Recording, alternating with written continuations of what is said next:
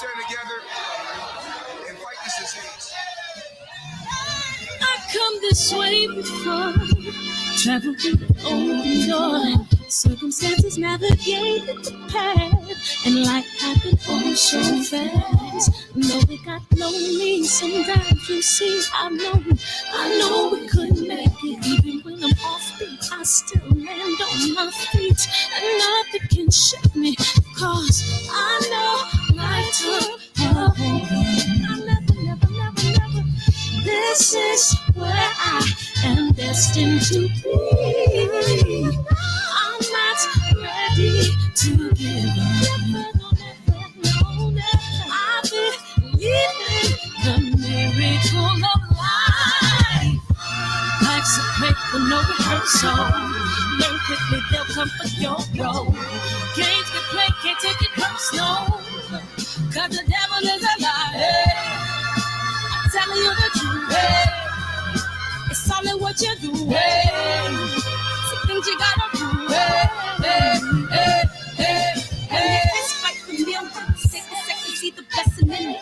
With much expected, much is given. When I made the living, now I'm giving back to children. Never let the power come first before your happiness, yes. You can be the best if you go the distance. Mix a little sweat with your persistence. You know that the best things are never instant. Just shine, let them see your brilliance. Get up, open up your eyes now. It's the moment of truth. No backing down. We're bringing it through like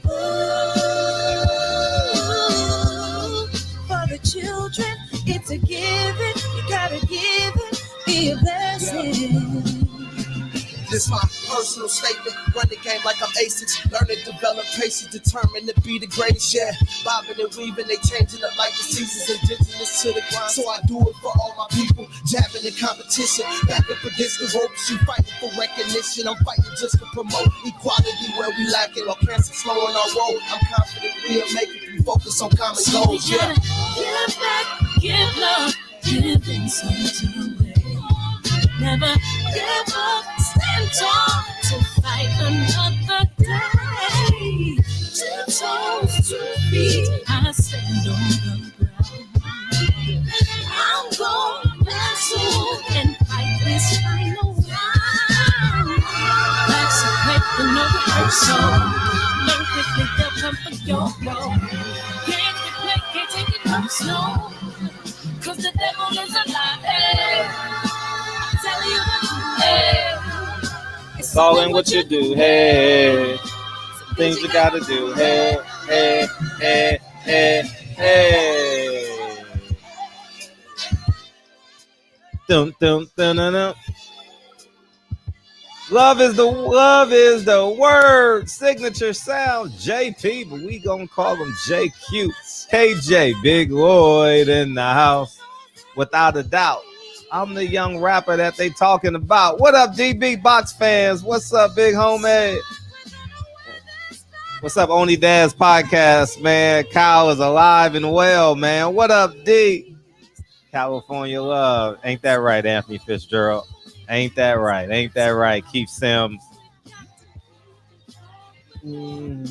Oh, it jumped on me. God damn. What's up, Adam, Xavier? What's up, Funny? We in here. Southern T, AJ, what's up? GK, what's up?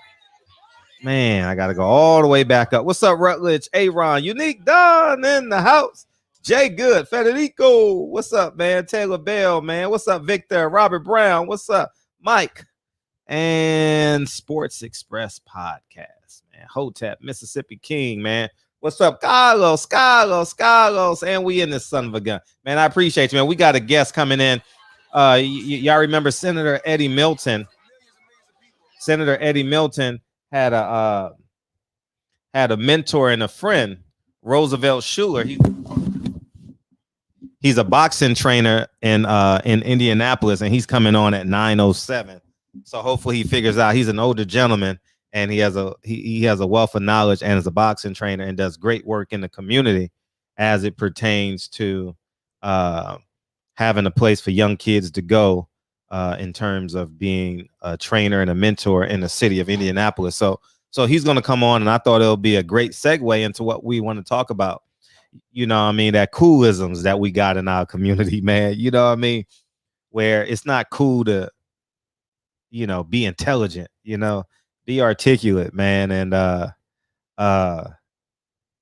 I've been thinking about that tank fight, and obviously, as you think about the tank fight, you think about like the stuff that he's gone through and his character and his integrity. And although I'm using tank, there's a lot of fighters in boxing. There's a lot of athletes in the world. There's a lot of civilians like you and I that battle that every day in our community. Man, I really want to be intelligent, but I got to get to school. I got to wear my pants halfway off my butt.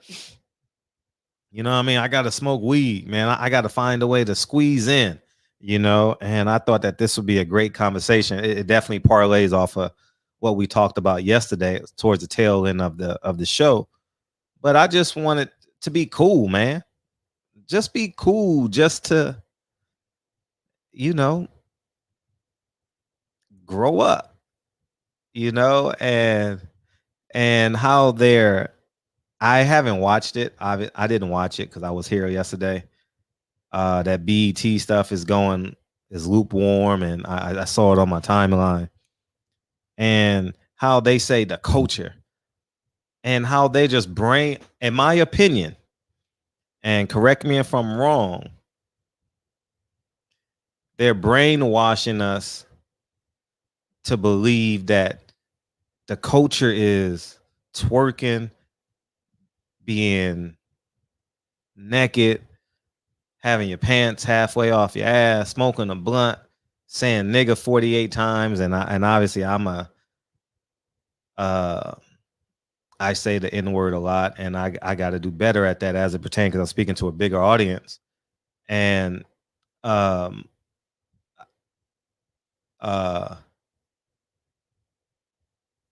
Kennedy trying to sneak by the office.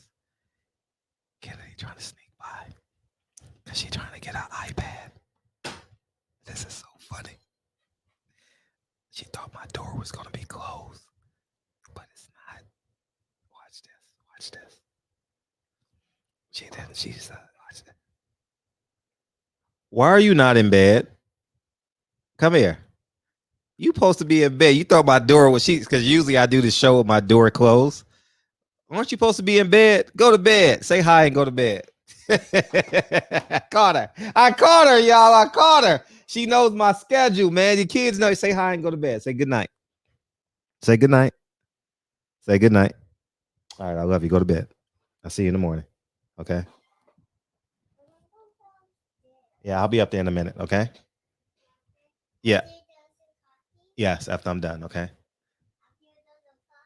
Yes. Love you.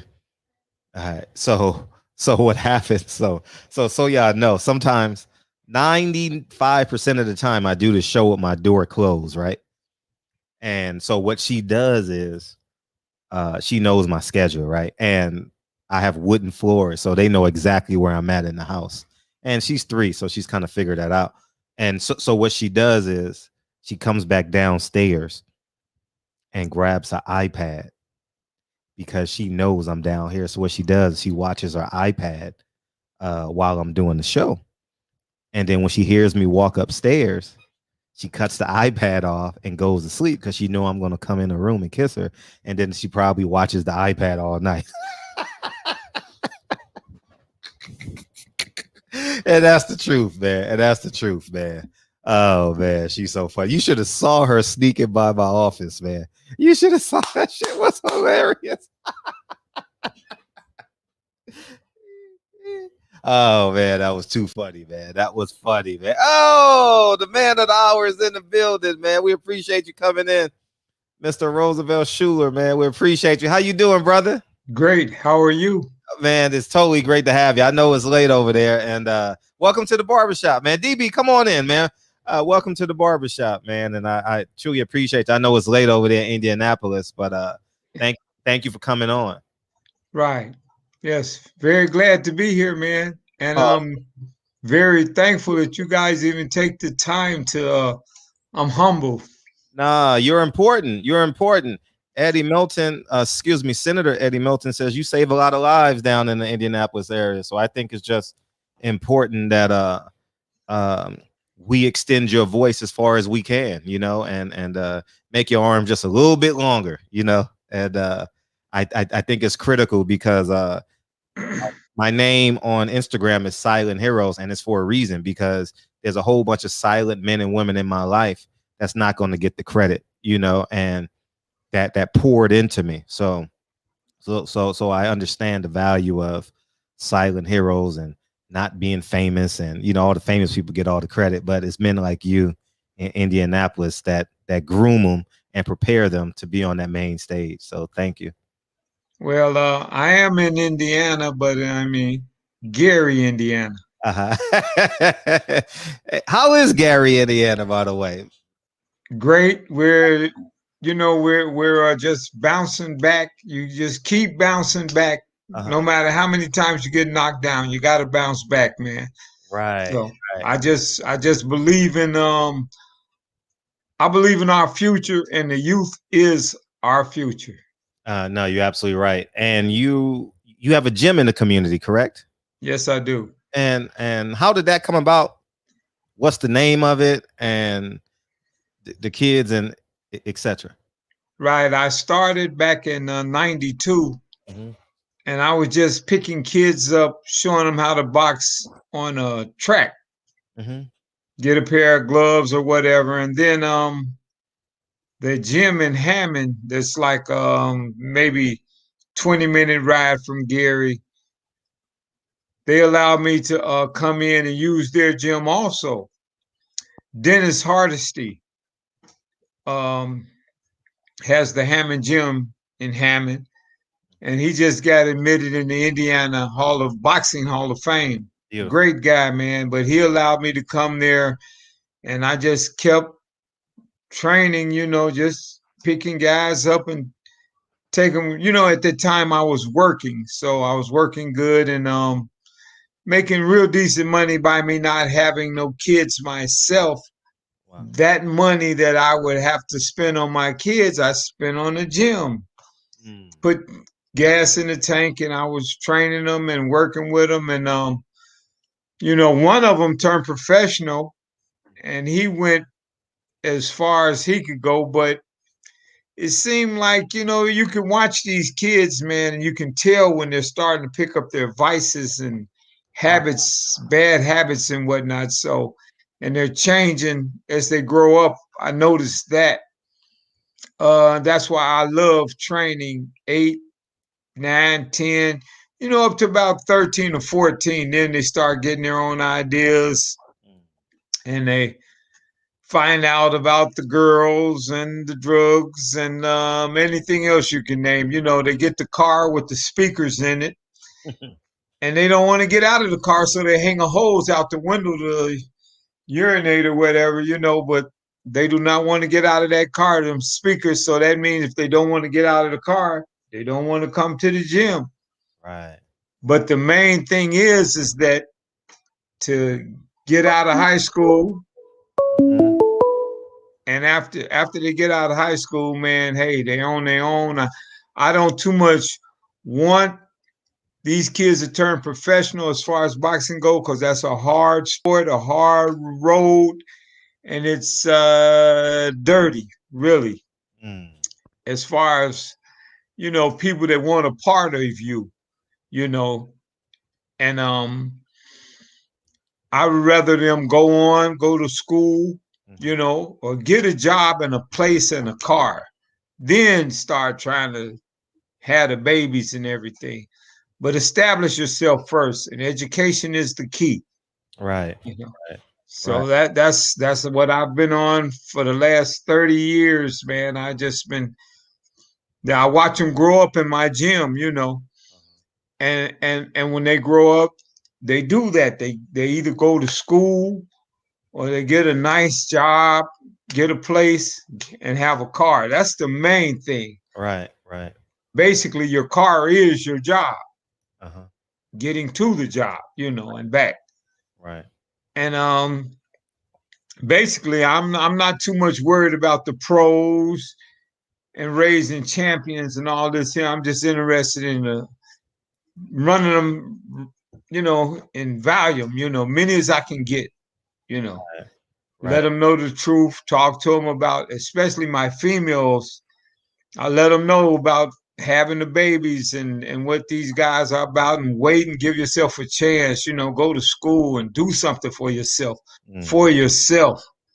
And that it works pretty good. These kids, they're coming up great, man. They by no means are all bad. By no means, So co-host is here. What's up, DB? What's up, Freddie? How you doing? How you doing, young sir? I'm doing great. How are you? Fred is the silent hero, but I'm the boisterous and loquacious anti-villain. Okay, I gotta remember. No, the show starts off that way. In the last 2 hours of the show, I'm definitely the villain. Okay. 1,000%. DB? Yeah. No, I wanted to ask you first. First thing is, how do you get the kids to trust you? Like, what are some of the things that you do to get them to trust you? And secondary to that, how soon do you start implementing life lessons along with the boxing? As soon as I get them, I don't too much talk to them like what they are. I talk to them like what they're going to be, and they're going to be men, and the females are going to be women. So I'm preparing them for what's going to happen. Number one, go to work, go to school. School is work, and when you're in a household and your mom and dad go to work to buy you these things, but you don't want to go to school, then hey, you're not going to get these things until you go to school and try to learn something. And I look them in the eye, and when I talk to them, I look at them right in their eye, and they look at me. Some of them could get in the ring for the first time, and they'll cry. And I let them know, hey, you either gonna grit your teeth or keep going, or you're gonna sit here and just cry and pout. And then I'll point out everybody else. I say, look at everybody else. They're not crying. And they straighten out, when you look at the whole picture, at everyone around you and what they're doing and how they're acting. That's what you want. That's where you want to be. And most of these kids are very competitive anyway, So I will talk to one and tell the other what to do about him, and vice versa. And I work it like that. And that's what gets their attention. Say, this guy know what he's talking about, And then I let them hang with each other, and kind of sit back and watch. The older ones, they kind of know what to do and what to say. And the younger ones, they kind of follow in their track, or they'll look up to these guys, which is great. And we got a lot of great parents. It's not just me. It's what they call a community. Takes a community to raise somebody. Right. So it's not just me. And you got great good coaches everywhere. Right. Everywhere. I think. You mentioned the boys are going to be men, the girls are going to be women. How would you see masculinity as it pertains to young men? Are you happy with how they define masculinity today, or well, yes, that's a hard one. And how I feel about it is, if it were my brother or my sister, you know what I'm saying? I love you. And that's it. As far as I could go with it. I love them no matter how they feel about their relationship with someone else or whatever's going on with them. That's something that I don't try to change, and I can't change. Just let it go and just treat them like you treat everybody else. And that way everything runs smooth.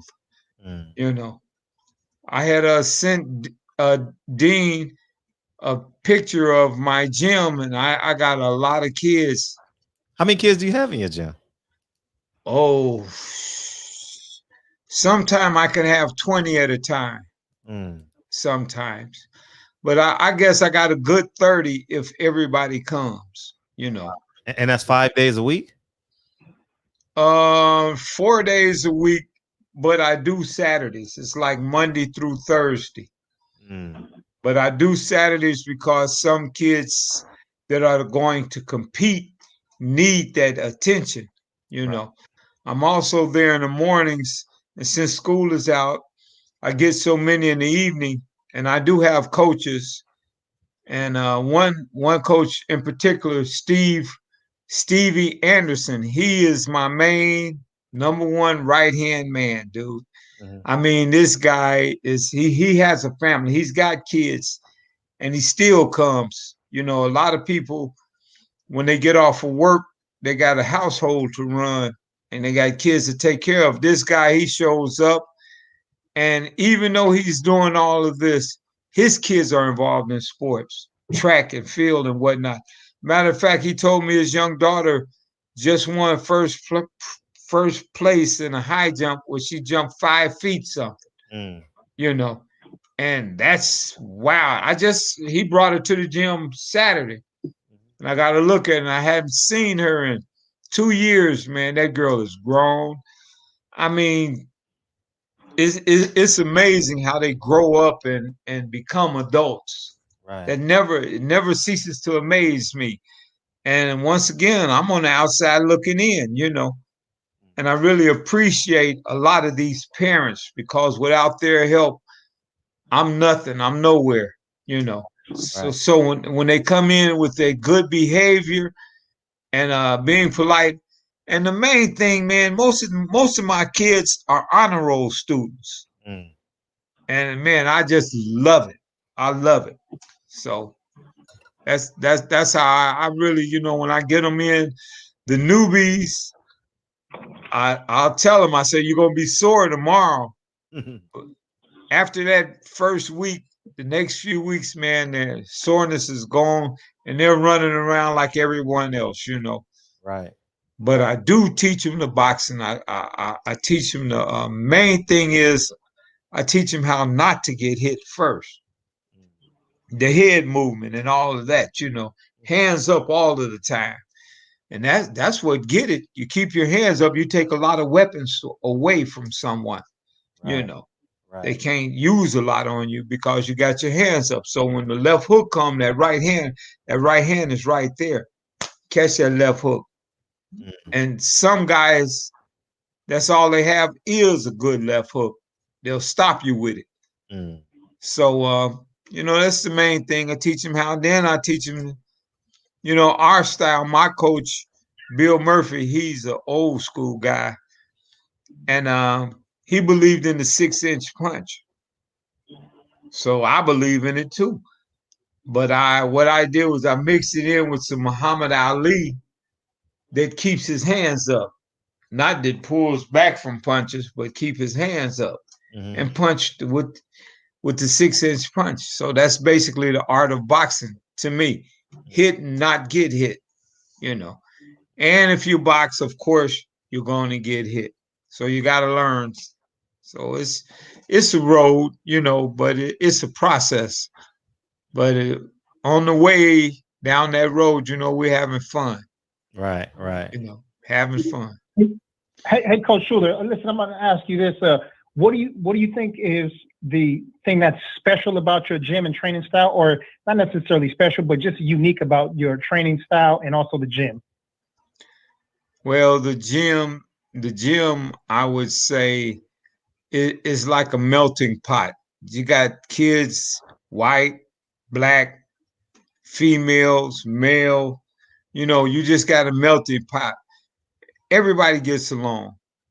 They might start off disrespecting each other or whatever. But once you put them in the ring with each other, you know, you hate him so much when you get in the ring with him. No matter who wins after that, there's a lot of respect, man, for each other. So they respect each other. And respect go a long way, man.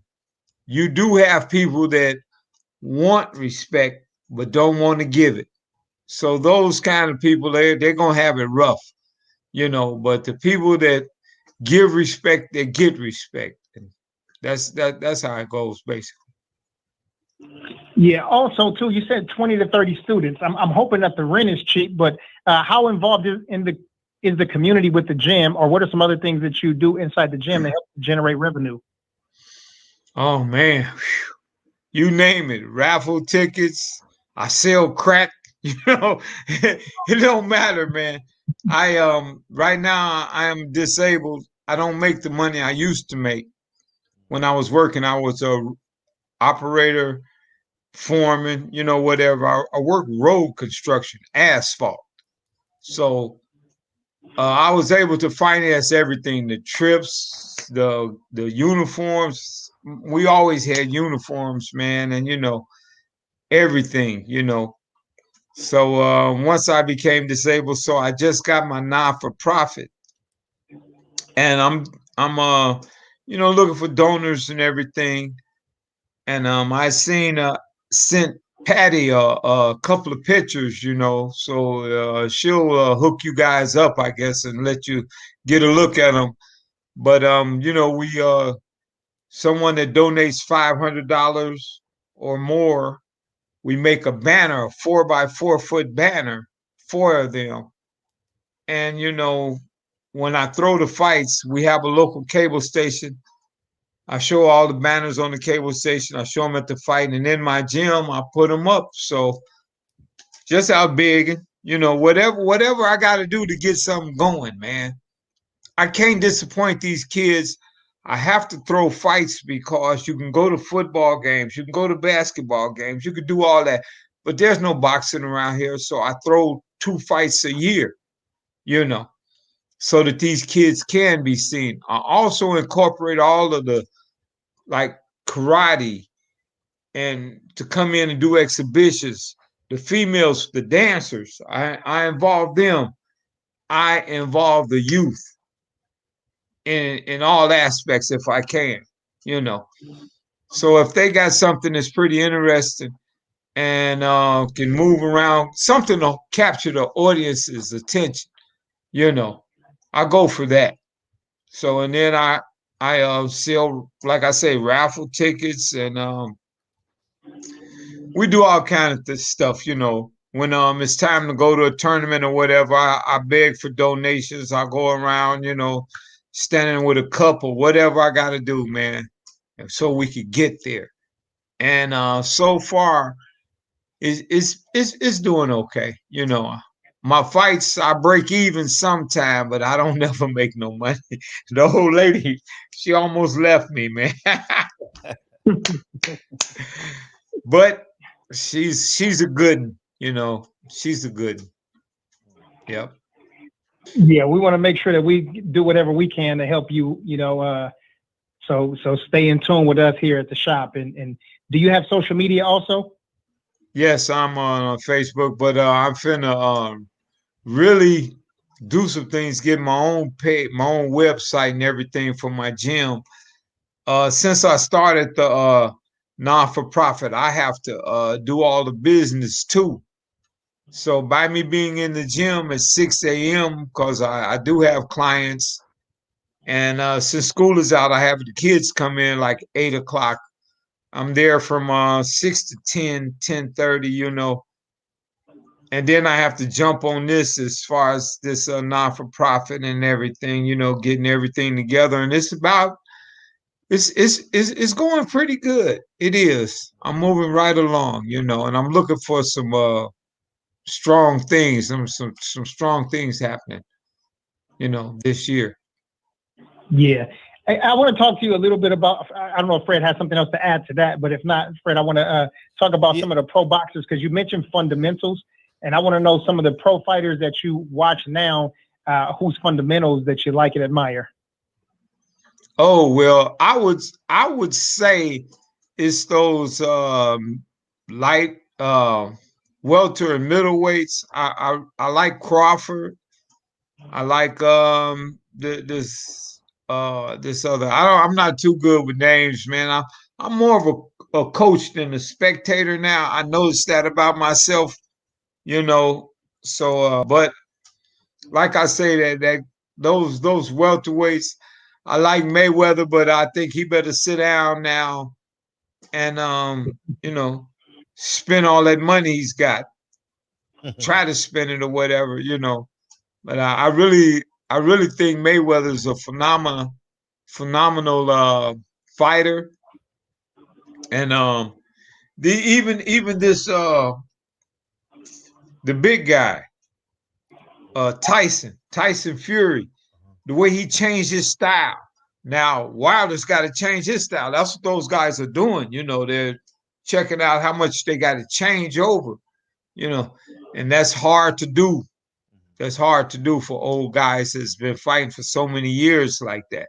But I like the way Tyson switched up, and when he went to Detroit, and you know, those guys there out of Kronk, you know, Sugar Hill, and those guys, you know, they're doing a good job, especially in Detroit. I had the opportunity to train there for a while, and they're doing a lot of good things. I picked up a lot of good things there in Detroit, and I was in Atlanta for a while, picked up more good things. But Detroit, I like the things they're doing. You know, they got a nice program with the kids and everything, and that's where to start. I believe that everyone should know some form of self-defense. Everybody. Right. True. I agree with that wholeheartedly. Yeah, but you talked about Bud. You said you like Terrence Crawford. A lot of people have him rated as the #1 pound for pound boxer in the sport right now. What are some of the things that you like about Terrence Crawford, and what makes him so good in your eyes? Well, his ability to use either hand. That's very important.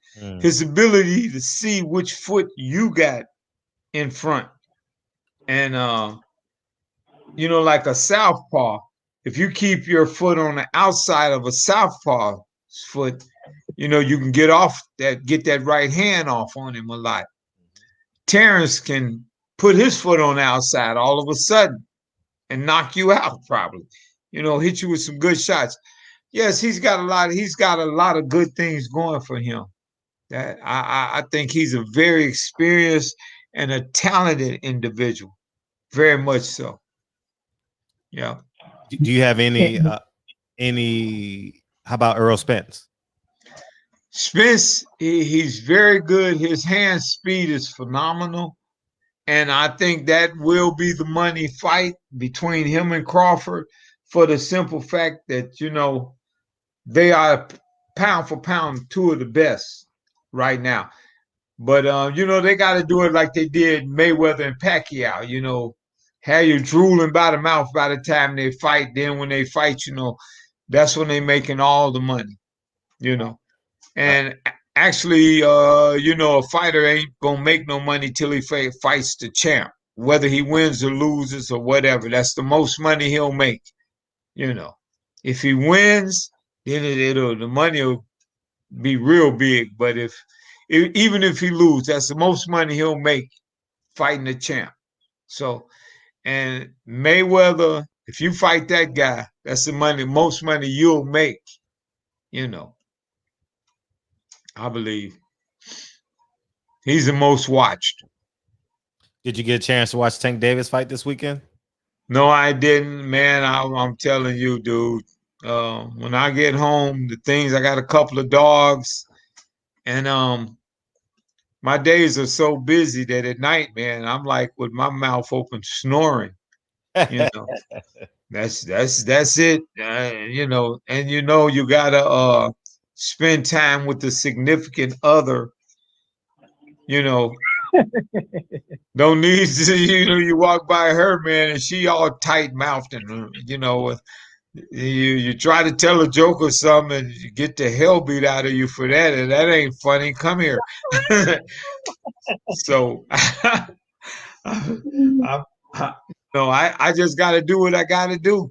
That's why I really don't really go for the fights like I used to. I'm more interested in training and watching them grow. Best thing it is, man. Who's some of your all-time favorites? Oh, well, you know, I would have to say Sugar Ray Robinson, Ali, Foreman. You know, it's a lot of guys. I mean, that I could think about that made it and didn't make it. Ikabeabuchi. Wow.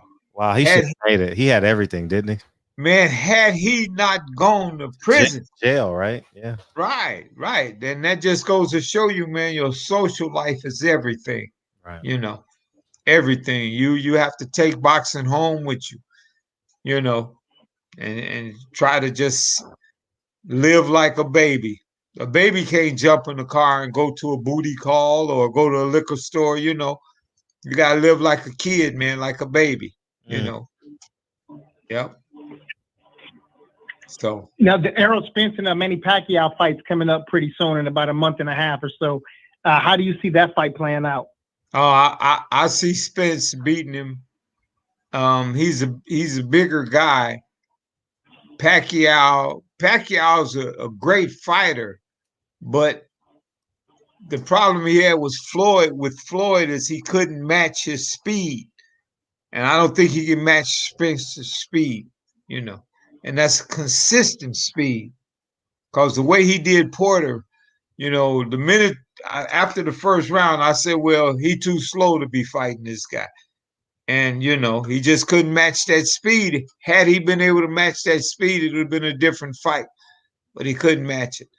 And that's the only reason I think he would beat Pacquiao. Pacquiao, he's got the 6-inch punches down, packed, you know, punches and bunches, however you want it, he'll serve you. You know, he's, you know, he'll give it to you your way. That's for sure. Have it your way. If there was a pro fighter that you could have in your gym and you can train them with the skill set that they already have right now, who would you like to have in your gym that you could actually make better?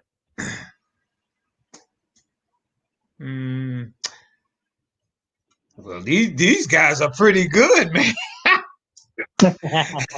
I got to tell it like it is. You got, like I said before, you got a lot of good coaches, man. A lot of good coaches, a lot of good gyms, great gyms. You know what I'm saying? Angel Hernandez, I don't know if you heard of him, but his son just won I think Miami Golden Gloves at 147 pounds, I think. Man, and the more I look at the kid, you know, I remember him when he would come to my gym, he beat up my kids, you know, but they moved to Florida. And shoot, man, those kids, they needs, you better keep an eye on them, man. I'm telling you, those Hernandezes, you know, they're going places. Yeah, they're pretty good, man. And their dad, he's I watched him. I think he won a bronze in the Junior Olympics back when he was 14 or 12, you know, something like that. I can't remember, but he brought him up in the gym, man. And I mean, he would take him sparring, Ohio, wherever, you know, and he brought them up the right way, you know, kept them in the gym. Great in school. These kids got, I mean, you know, he's got a good wife. She loves boxing too. So that's my wife hate boxing. Hates it. Likes to work out though, because I can get inches off of you, you know. But it's a good thing going on with those kids. You know, you keep your eye out for them, man. I'm telling you, they're gonna be great pros. They're gonna be champs. You know, from what I see. But it's not really, I can add to what most of these guys do. I don't even try, you know. If they come around, they just in my gym doing my routine. And some of them, you know, they do real good. I can't say nothing negative about most of them. How do you know Senator Eddie Milton? How did y'all connect? He was one of my clients. I got that gut off of him. You know, boxing is the best workout. And when I was like 43 years old, I was like 350 pounds, man. So I got that weight loss thing down pack. I can get weight off of anybody as long as they follow a diet and as long as they honest about their diet. If they're not, I can tell.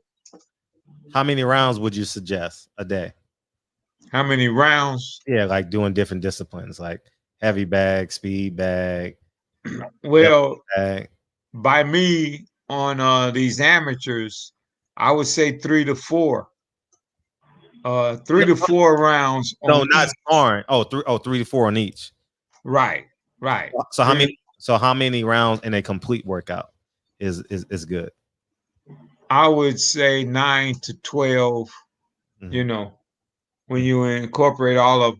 As far as the rope goes, we don't do rounds. We go straight through. 15 minutes, half hour, whatever on ropes and stuff like that. And that usually finishes the workout. And at the end of the day, we work the medicine ball. Give them the business, man. So they don't eat too many sweets because they know when that medicine ball come around, oh boy. And as you well know, sweets, when you eat a lot of sweets, you can't take it to the body. That's all to that. You can't change it, can't nothing. Just leave the sweets alone. Do your best. Right. Wilder Fury, who wins? Part 3. Wow, man. The coach got to watch that one. It's interesting because Wilder has to change his style. He has to. He can't go in there like he did last time. And Fury got his number if he come in there fighting like that again. Hey man, I can't tell you. I'd have to go with Fury because of that style, constant, constantly going. So if Wilder just pulled back to hit him with one, Fury hit him 3 times, 2 or 3 times. So Wilder has got to get with him. He's got to move that head more, and he got to move that head more, man. He'll throw a punch. How would you how would you train Wilder for the 3rd fight? Wilder, I like I said, I'd have him like moving his head more and not trying to kill everything.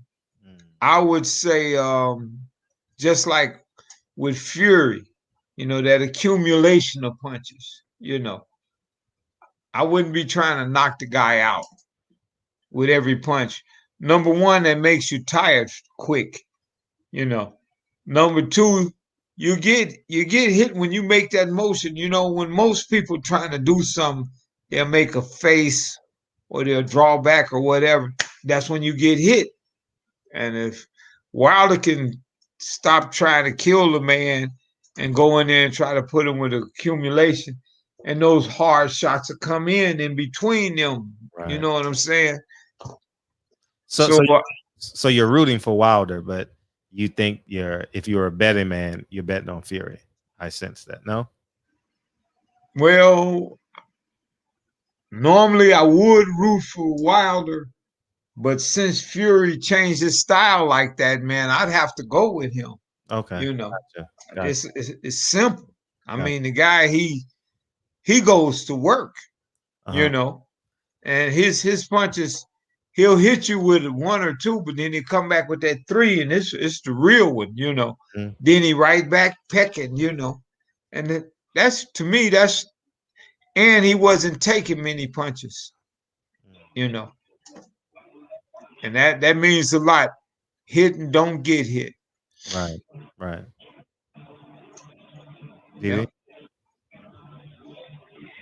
Yeah, let's talk about the lighter weights. How about the Shakur Stevenson and Teofimo Lopez, Devin Haney, Tank Davis, in the lighter weights? Who do you like in those lighter weights? And at 135, I'm not sure if you've been keeping up with it, but Tank Davis, Devin Haney are the top dogs there. But a Ukrainian that just had a pretty decent performance a couple of days ago. Right. Well, Tank is doing a great job. he's coming along, but we got to put him in there with somebody, you know. He's got to fight somebody. And you know, I haven't had an opportunity. I watch these other guys too, but it's a toss up. They're all boxing pretty good, you know, and they all can hurt you, you know. So it's I don't know, it's a toss up, man. It's a toss up. They're looking good. Excuse me. Yeah, who would you propose that Tank Davis fights? We mentioned a few names for Tank yesterday, but is there anybody in particular that you'd like to see him in there with? Who was the guy you named before him? Tia Female or Devin Haney? Well, Haney, that would be a good fight. Yeah, that would be a good fight. That would be a good fight. Yeah. But it's time for Tank to have a good, strong opponent. You know, makes sense. You spoke of boxing being a dirty game. We'll get you out of here in a second. We spoke of boxing being a dirty game. Why dirty? Well, you know, me being an amateur coach, mm-hmm. And then when one of your guys turn pro, it's like everybody's telling you, hey, you got to get away from this guy, just like with me and my past experience. Mm-hmm. And I tell the kid, hey, look, man, you got to stick with what got you where you are, you know, and you change how you're fighting and everything like that. And that's it's uncomfortable when you change a guy's style. You got to gradually get him off into something else, especially if what he's doing, if it's not working, yeah, I wholeheartedly say change. But I would say, you know, keep the people around you that care about you, not the ones that care about what you can do for them, you know. And that's what I mean by dirty. It's a lot of people out there that's all they care about, what you can do for them. If you can't do nothing for them or you can't make no money, then hey, get him out of here. Right. So is you know what I'm talking about. Sure. Yeah. Hey, Coach Schuler, before we get you out of here, I definitely would be remiss if I didn't ask you this here. You said that you had some diet plans, and I'm sure we actually had this conversation in the barbershop a couple of weeks ago. But what are some of the gems that you can drop on us in terms of foods that may help to increase energy while training, or something that that people need to omit in order to start cutting weight, like in a more effective manner? I would say don't snack. Snacking, and when your stomach starts shrinking, the more muscle is taking over, you know. Mm-hmm. So the energy thing, you know, is no problem once the muscle takes over. You know, when you got all that flab and stuff and you're eating especially a lot of meat, that takes away a lot of you just feel sluggish, man. You know, you have the energy, but you will overeat, and a lot of people overeat when they train. When muscle takes over, it doesn't require much protein, you know. And just like a bodybuilder, let's say, if you're lifting the weights, it make you hungry and demand protein. It make you have to eat. But when you're doing just a lean workout, man, you don't need all that. Some people can eat twice a day or once a day. Let that stomach get small, you know. When your stomach is stretched out, your brain tells you, hey, man, what you doing? I'm hungry. You know, you wait about a half hour, 20 minutes, you're not hungry no more. Your stomach is shrinking, you know. It started using other resources. So if you got a lot of junk in you, like the sweets and the greasy French fries and all that, and when your body is looking for something to help you go on, you know, let's say you're in a race and everybody's pulling away from you, you're you're tired, and your body, what it can't use is all that sweet syrup and the grease. And you have to stand over and spit and all this here, man. Healthy diet. I would say the plants, a lot of veggies and stuff like that. Some fruit, because fruit is a lot of sugar. Even a gorilla has rotten teeth, So you slow down with these smoothies they're doing and everything. Stick with the ginger and the nuts for the protein, or beans, or whatever you want. You know what I'm saying? But I would say the smaller you keep that stomach and the harder that six-pack gets, you really don't need a lot. Yeah. Good, man. We thank you, Coach, man. When you get your page together, please come back and give us some more details on the page so we can put it up so everybody in the shop can see it. Visit when we down there at 2300 Jackson Street visiting y'all town. We can stop by the gym and say hello to you, man. Drop a tip in the tip jar for you. Please do. And Patty Dean, she's a very lovely person. And you guys having a pleasure to work with that woman. And she seems like she's very thorough. And that's just good to have around when you're thorough like that, man. You know what I'm saying? Even you guys, I know you got to have some help. You can't stay on top of everything. No way. She's all right. She's all right. Yeah. Gotcha. Right, yeah. Yeah, man, we totally appreciate you coming on, and yeah, please come back when the website is done. And definitely. I got this routine I'm going to do on my website, man. You're going to love it. I'm telling you. Okay. I'm going to take my logo. I don't know if you've seen my logo, but the art of boxing, and I have a gentleman in a tuxedo with the gloves on. And I'm trying to get my card. I'll give you a quick glimpse of what it looks like. But Patty, I sent her a text of my gym and some kids and everything. But basically, this is my logo. I put it a little closer. Gotcha. Shoeless stable. Right. Yeah. The Got art of boxing. Yep.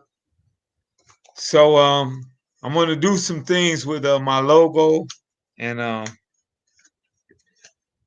you're gonna like it. I'm sure. And tell me something. Yes. Where have you guys trained at? What gym? DB has his own. Well, DB, go ahead and answer. I want to speak. Oh man, I've trained at Beverly Hills Jiu-Jitsu, at PKG, at Fight Science, at Fight Academy Los Angeles, at Krav Maga 360, at Wildcard. Yeah, I've trained at several gyms here in the Los Angeles area. Great, man. And if you can ever, I don't know if you got any kids or whatever, man, but hey, make sure when you go, take them with you. Start them off right.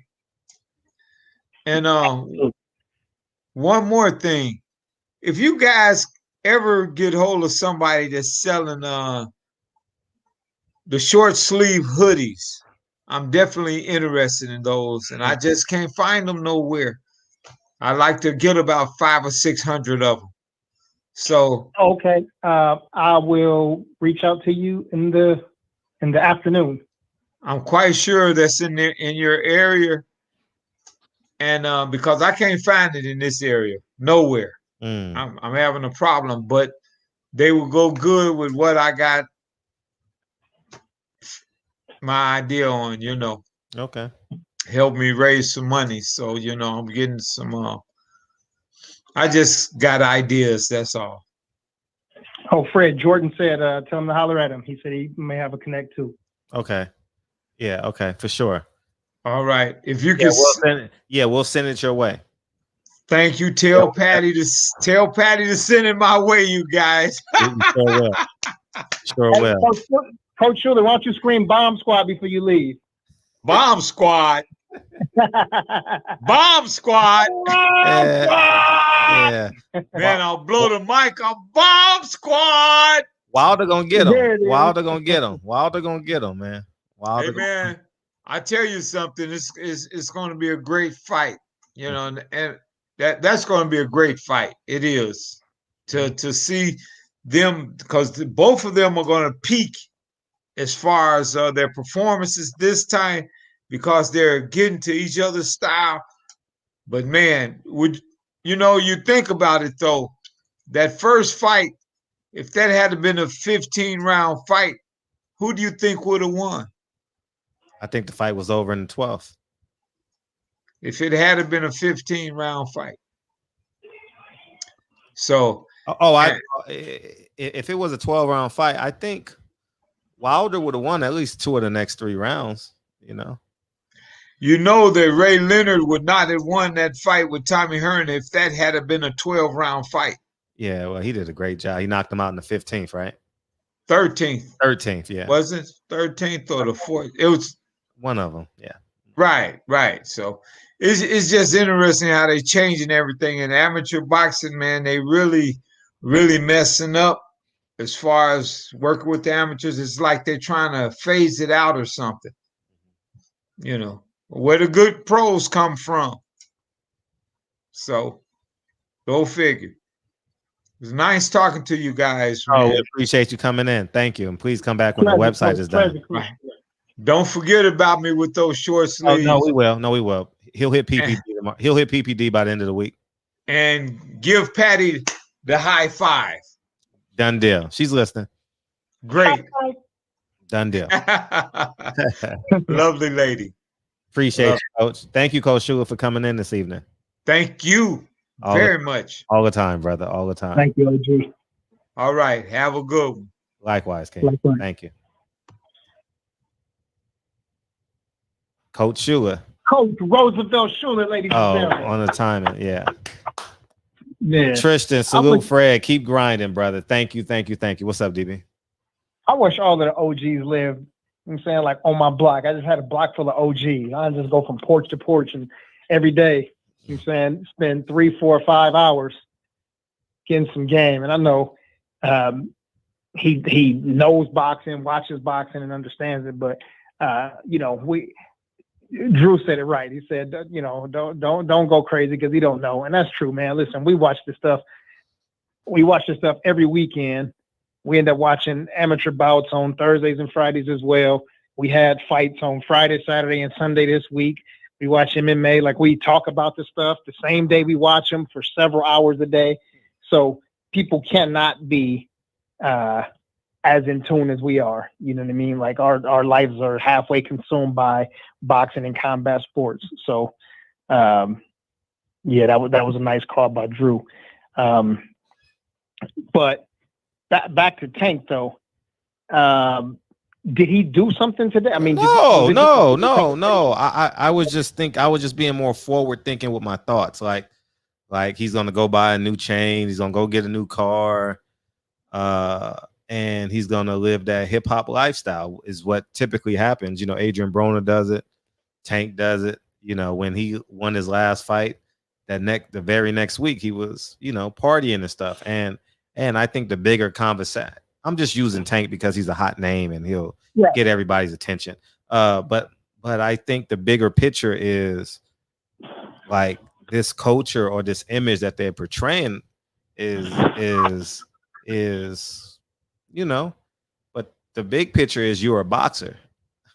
You don't make money if you don't fight. You can't rap and then box. I like that analogy that Coach Schuler said. You got to be a baby. You can't drive. You can't. Yeah, I thought that was real interesting. And I think that fighters got to really, really understand this, that they want to be a celebrity and do as less fighting as possible. It doesn't work that way with boxing. You got to go in there and beat people up. And I think how they're injecting like the culture that we have to abide by. I think it's a slippery slope in some cases, you know. Uh, um, I think that um, like his last couple of fights, you know, is more importantly his last fight, you know, that very same week, you know, he got into some trouble, you know, got into a car accident and stuff like that. But it's not just that. It's just the bigger picture, how like they just or we just get like real casual with it, you know, like we got to do all these things to be a part of the culture. Like there's a rubric of what a $1 million athlete must look like. Like there's a starter kit. You know, they called it a starter kit in the NBA when I was dealing with those NBA players. You got to get the chain. It was like a Lexus 300 or something back then, or it was a BMW or whatever it was. You had to have that, and you got to have 3 girlfriends and stuff like that. I think that we got to make it cool because Tank is an intellectual in the ring. You know, he's a high end thinker in the ring. I saw it with my own eyes, and I think that we got to make that cool. Like, you know, I don't think it's. I think that's like being cool, being intellectual is like an outlier experience now. You know, like you got to hang around celebrities. You got to go to 40 parties. You got to try. That's a great asset to have, but I think the core values of just being, shall I dare say, man, like, you know, it's not all the extra amenities around it. DB. Yeah, I heard Coach Ford in one of his interviews. He was talking. I think either yesterday or the day before. Sure. I can't remember. But at some point, though, I think he was talking to Ellie in a parking lot. But he was like, "Man," he said something happened, but he was like, "Man," I was like, "Thank Allah," and I'm like, "Oh, okay, cool." So Tank actually got some solid leadership. You know, somebody who does the knowledge around him. But you know, Tank he's obviously got some great ring IQ, and you know, maybe there's been some watershed or some epiphany, you know, some moment of truth for him. But I noticed that there's been a level of maturity that has taken place in terms of him articulating himself, like in his interviews. I would agree.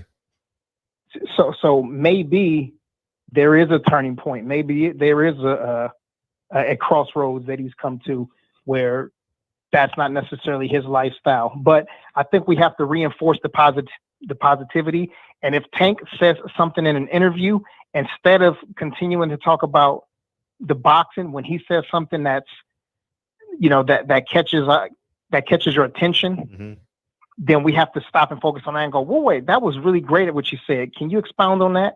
You know, because listen, I know Ellie ain't your homeboy, but I know you know him pretty extensively. But you know, he'll talk about, "Man, you got this nice chain, and oh, look at those shoes, look at those Gucci's.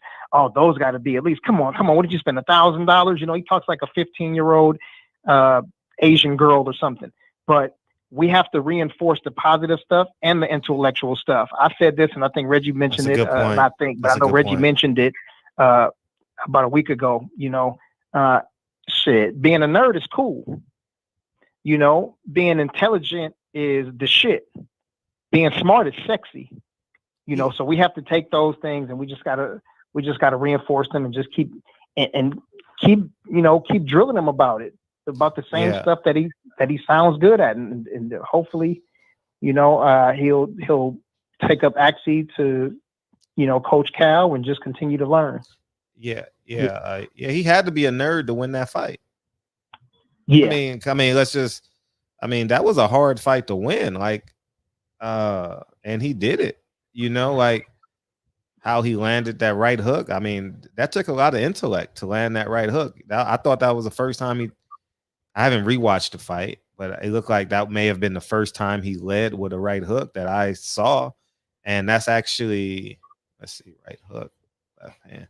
Yeah, that's actually a hard punch to land, you know, right. Given his height and given Mario Barrios' lead hand with a 3-inch he had 3 to 3.5 inches on each arm. That's a tough punch to land.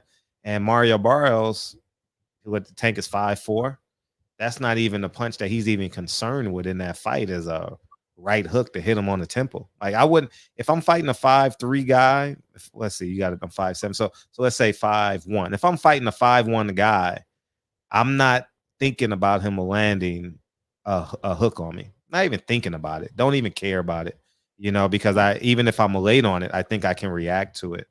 And I think that showed great intellect, maybe he dropped his eyes to the body and threw it up top. I don't know. I got to rewatch the fight, but I think that he did something extraordinary Saturday, and he should be celebrated for it. And that's what I want to do. Like, I think Tank is important to the big picture, similar to what I believe Adrian Broner was and is. And I think Tank gets it. I think he's special, but is he going to have the consistent habits, the consistent behaviors to follow through on a consistent daily basis? Yeah. I also think this too. Listen, Tank is what, 26 years old? Yes, 26. Yeah. I know my 26 ain't that long ago, but I know I did stupid shit 4, 5, 6, and 10 years ago. I know for a fact that I did. Mm-hmm. Did you? And did we also have to live and learn a little bit? Hopefully he doesn't go out there and listen, because he can. Listen, if he wants to have a chain, he can have a chain. Yes. If he wants to have some nice things that he's worked for, and he put in the hard work. Listen, the work that he puts in the gym, people don't even put that kind of work in their office. Mm-hmm. So, right. And not only that though, not just the consistency and the hard work, but it's physical. Mm-hmm. You know what I'm saying? Like somebody trying to take your head off every day. You know what I mean? But if he wants to reward himself with having nice things, I applaud. I mean, I encourage that, and I applaud him for living that kind of lifestyle. But when it's excessive, you know what I mean? When you gotta go and get 13 cars, yeah, that's a bit foolish.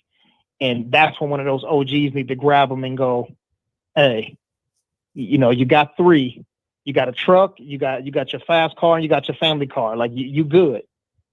You know what I mean? Like that's enough. You motorcycle you can get after you retire, but for right now, yeah, them 3 cars, that's enough for you. Yeah, man. I just think the I got you in a second, B. The attached lifestyle. Like I remember that picture of Adrian Broner in a vest. He was a rapper or something. He was on tour. Like when you buy the car, you have a tendency to adopt that lifestyle. When you buy the chain, you have a tendency to adopt that lifestyle. When you understand, and right. and I think there has to be separation of that. You can buy the chain, you can buy the car, but that doesn't mean stay out till 4 a.m. in the morning consistently and disrespecting what got you there. Keep the main thing the main thing. And fighters got to really understand there's a real lifestyle that you got to have. And I think it's more than just balance. Balance is the easy answer. Oh, balance. Do everything in moderation. No, you got to be extreme about this boxing shit. You got to be really, really extreme. And I think there's not much room for error. There's not, because your habits will catch up with you, man. We've seen it in boxing, whether it's post boxing or whether it's during your career. We've seen people who live a fast lifestyle. We've seen accidents. We've seen alcoholism. We've seen drugs and alcohol take a toll on people. I just want. I'm not talking. See, I'm using Tank's name, but I'm not really talking about Tank, per se. I'm just talking about the bigger picture of the sport, because these guys are pretty fucking rich. I'm not sure if they're wealthy, but they're rich. And that lifestyle, man, that lifestyle can really, really zap you in, you know, between the club appearances, and then you realize you ain't worked out in 2.5 weeks, and you're gonna gain 20 pounds in 3 days anyway after a fight. I mean, that's just pro. That's just I don't know too many fighters that don't, you know. Diego Corrales, you know, fast life, you know, and the other Puerto Rican, you know, his bad habits caught up with him. He got into a car accident. Then a few years later, he does something egregious. That mindset, it don't mix. And I think we got to keep on feeding. So if he said Allah, you know, and I believe I heard him when he said that, and I know he may or not be a Muslim or Christian or whatever the case may be, but there are disciplines that come with that. You know, everyone can say they're Christian, everyone can say they're Muslim, everyone can say they're Buddhist, but there are disciplines that come with it. And you know, it's cool to be, you know, it's cool to be a nigga in the street now. You know, Edwin Valero, you know, nigga killed what? Yeah, oh man, just insane. What? Yes, we got Brandon's been waiting for a minute. Hey, what up, B? What up, B? Yeah, bring B in. Let me say this while B's coming in. I think it's cool for dudes who were nerds to try to be street dudes now, to try to buy some street cred. But I think Tank was really living a street life. So at this point, people in his neighborhood, people in the DMV, they know who and what he is. So I don't think that he has anything to prove. So for him now, it's not about being cool in terms of like being in the street.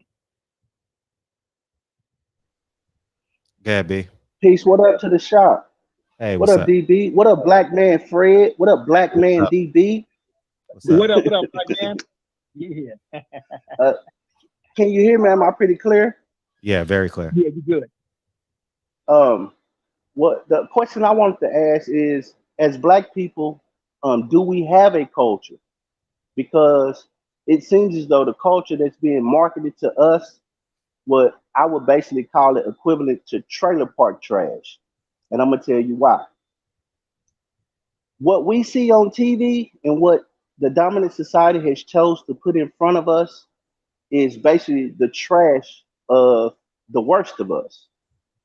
It shows the worst way we dress, the worst way we talk, and that's by design and that's by plan. The reason I say that is because they have a whole backward society of the dominant society in the Ozark Mountains. They have them in trailer parks all across America, and we don't see them on TV. We don't see the worst of them put forth on TV. We see the best of them. We see them operating on a high level. We see them as doctors. We see them as TV shows and successful. Everything we see is successful. So what I would say is, me personally, I don't believe we have a culture, and I believe that the culture of us is what we do at the time. So what do black people as a whole here in America represent? So if you gave a flyer on black people worldwide, what would you say that would be? Fred? I would have to think about it. I can't. I don't know if I can answer that right. But I would say that's not our culture. I would agree. Go ahead. I would agree with you as it pertains to, and I think I led the conversation with that about how they perceive us as dancers and athletes, and how, you know, the ignorant talk, and I mean, et cetera, et cetera, et cetera.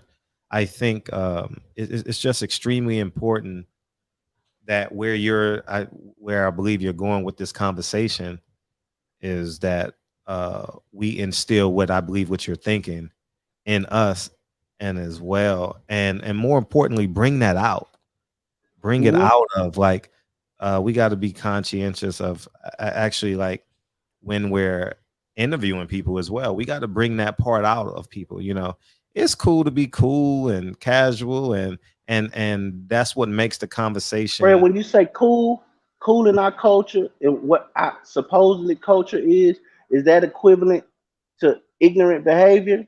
No, is that equivalent to cool, degenerate? Like I'm saying, the way cool is made, the way you describe it is degenerate. If your pants are hanging off your ass, if I wasn't thinking. you do not, I wasn't if thinking. you do not, if you don't speak correct, if you don't speak, enunciate, if you can't convey your thoughts well, if you get angry and emotional, if you carry yourself like a little boy, basically degenerate, is that considered cool?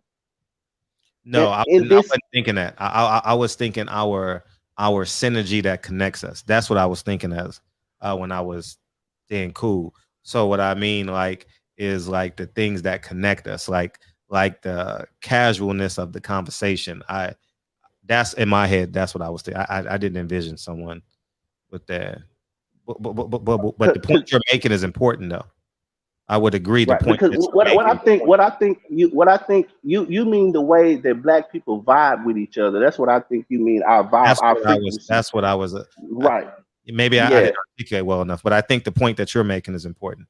So go ahead. Right. So what we should re-examine is when we look at our dress, and we don't design these clothes. We don't wear these. We don't. Europeans are designing these clothes. So when we push, I think that we should push more on the author of confusion than the people who are taking in the confusion. Let's push, why is Gucci designing certain things? Why are they designing things with the low cut European cut where men's anus is showing? Why are the clothes being designed like a blouse? And then, like last night, you said you and Glasses was talking about, y'all had a conversation about Puffy. Why come we not talking about Edgar Bronfman Jr., the head of Seagram's? Or those are the people who are the real liquor barons, not Puffy, not Jay-Z. They just have licenses. I don't believe that Jay-Z has a distillery that we can walk in and a field of grapes where they producing all this wine. I don't believe Puffy has. Does Puffy have a revoked studio building that we can walk in where he's producing all of those TV shows? I don't know, but that'll be something to look up. Maybe you can look that up for us. I don't know. Oh, okay. Good question. I just want to give. I just think we forget who the hidden hand is. Oh, I just think we forget it. Mhm. We forget who the hidden hand is, and we should spend more time kind of pointing out the hidden hand rather than the effects of what goes on in our community, because they're the authors. It's trickle down. Yeah, They but you put gotta us accept here. the deal though. Like, no, you gotta accept the deal now. You have I hold people accountable for accepting those deals, because I could have been a millionaire 7 years ago. If I show you Everybody those, don't have the integrity that you have, Fred. no, Fred, you're a no, man of no, integrity. I'm not saying that. No, I'm not saying that. What I'm saying is there's an accountability. There's an accountability. So what I'm saying is I hold people accountable for making those decisions that adversely affect us on a macro level. Like, Did somebody teach you, Fred, not to accept those liquor deals? What gave you that? no, I never had a liquor deal. I taught never you? had a liquor deal. Well, I mean, well, you know what I mean. When you was talking about buying this bar, buying that, Yeah. who taught you to have that kind of integrity where you didn't want to put yourself in that position where you would be compromised? You had to learn that from somewhere. I don't know who I learned it from. I think it's just a composite of manhood. Like I just get it from a whole bunch of people. You know, I never had just like one person in my life outside of my grandfather, but who's been deceased since '95. So, so I directly can't answer that question. But I do believe that it's just important that we see the bigger picture. Like for me yesterday, and we also got to be lifelong learners, because as DB, feel free to interject anytime. I didn't even think about like how all these rappers are selling alcohol. This is like a prohibition era. Like it is, but it's so casual, cool to say, hey, I got a Ciroc bottle. Ha ha ha. I spent $3,000 on 3 bottles in a club, and ha ha ha. They emulate the dominant society though. Yes. It's just Continue. an emulation. Making a lot of sense. Go ahead. I'm not going. What I'm saying is we can't come down hard and hold Puffy accountable, but let's hold Puffy's bosses accountable first, and then we can start to hold them accountable as well. But we should point to the hidden hand always. That's just my point. I think that a lot of us are ignorant, we're misled, and we've been led down this path, and that we should show who's the hidden hand that's leading us down this path before we just say, "Oh, well, Puffy has a liquor deal," or Jay-Z has a liquor deal, and they peddling liquor to our community. Yeah, but who's making these commercials? Who's giving them these deals? Who's producing the alcohol? Where are the distilleries? Like that's the stuff we should be talking about versus because it's easy to attack them because they just a No, figurehead. no, we're not attacking them. We're not a no. Well, critique. I say critique. No, can we say critique? It's not I even. use No, the wrong word. it's just a critique better? fact. It's just a fact. B. I think to love yourself is to know your enemy. You understand? Mhm. You have to know the implications of your actions. I think that's a default button by saying as a 50-year-old Who do man. you believe our enemy? Who do you believe our enemy is? Because I believe who our enemy has always been. Who do you believe him to be? Just asking, Fred. And I'm gonna get off the line because I really want to let you expound on this. So I want to see who do you think our open enemy is? We're talking about is black people, right? Before I go, I'm gonna or say just the enemy against decency and morality. See, it's too easy to say the white man now because you got Chinese men in Africa just fucking pillaging that fucking nation. White people run Chinese. No, but I'm gonna get off the line. Let me get to my point. I'm gonna go. That's why I'm gonna let you go. I gotta Okay. go. So okay. Go ahead. All right, go ahead, B. Go ahead, Yes, B. sir. Yes, sir. All, right, all the time. All the time. I know you're at work. Go ahead. Appreciate you chiming in because I think you raised the conversation. I think it's too easy to say the white people. I think it's I think now it's just a group. It's not even white supremacy. It's not just white supremacy. White, it's always gonna be racism at the top, right? But it's also the people that they pick. They handpick people. The same way they asked this black man to flip the burgers in the kitchen. Same way they asked the woman to take care of the kids in the house. They handpick these men and women. They handpick, you know, and I think these handpicked men and women got to fully see the big picture, you know, and until we start saying no, I can do it on my own. Like, for example, I know I can make $3,000 a month. All else fails, I know if I lose everything today, I know I can get a 1-bedroom apartment and make $3,000 a month, regardless of what happens in my life, right? And so I think that's just the easy way out because I know who my enemy is. So, and since this is like the entertainment industry, you know, it's still like I can't even say the name on this damn platform because they'll fucking demonetize me and all that and give me a strike and all that. So I know who they are. And we got to be our own like intel. We don't need to sell alcohol to our community. Why? What's the point? I mean, let's keep it a buck. Every leader that I believe that I know in the 20th century that I've studied didn't drink. I never saw Martin Luther King with a drink in his hand. Elijah Muhammad didn't say drink. Malcolm X didn't drink. I never saw Marcus Garvey with a drink.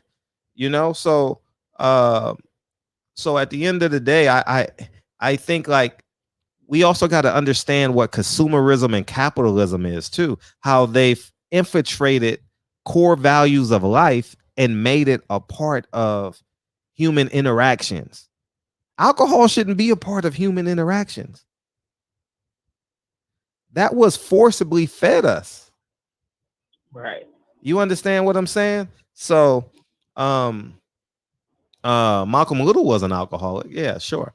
But not Malcolm X. But I think that's the that's important that we understand what's happening. Like buying Jordans is not a part of the culture. Buying Jordans is making Phil Knight a billionaire. That's not culture. That's materialism. And I had to learn this. I got it late, man. I'm not sitting there saying woe is thou. You know, these are cathartic conversations for me as well, you know, but I know as a 43-year-old man, I've tackled materialism and shit. I'm done with that shit. Done. DONE, you know, and I fully understand it now. And I think that's why it's important that we have think tanks like this, where a 21-year-old man is hearing this conversation. He's gonna be like, hold up. They're forcibly feeding me. They're forcibly feeding me like this alcohol shit is cool. And you know, go ahead, DB. You've been waiting a minute. No, you guys are making some good points. I mean, it wasn't really anything for me to jump at just yet, but I will read a couple of comments here, though. Yeah, go ahead. Shelton Moore said, the question is, why did they accept the deal? I think that's a really good question. If you were to ask those guys that question, you know, what do you think that they would say? And somebody else, Troy, is in the building. What up, Troy? Troy said, why are we giving a pass to Puffy and Jay-Z? Why they get a pass? He is still active participant. Or I guess he's saying they are still active participants in terms of like selling alcohol. I think Jay-Z probably sold a portion of his company. I'm not really sure. But, you know, he's still a participant in that. So if you were to ask Puffy, if you were to ask Jay-Z, Snoop, 50 Cent, and maybe 3 or 4 other people, are big names of influential people in terms of our youth in our community, right? And not even the youth. I would just say just in our community have some pretty influential, some powerful voices. So if we had them here in the shop and I would have loved to. These are important conversations to have. And we got to keep these I'm not cutting you off, but I'm just like reminding myself that we got to ask these questions. Like we really, really got to ask these questions because it's important. So, but see if you can answer that question for me. I know it's speculation, but if we had Jay-Z sitting here in the shop and we I said, would love that. Love it. Hey, why did you accept the deal? Shelton Moore and I and the rest of us, we want to know why you accepted the deal. Mm-hmm. What do you think he could say? I'm pretty sure it was an opportunity for him to make a boatload of money because of his influence. And I think once you get caught up in that shit, man, you know, once you get caught up in like easy money,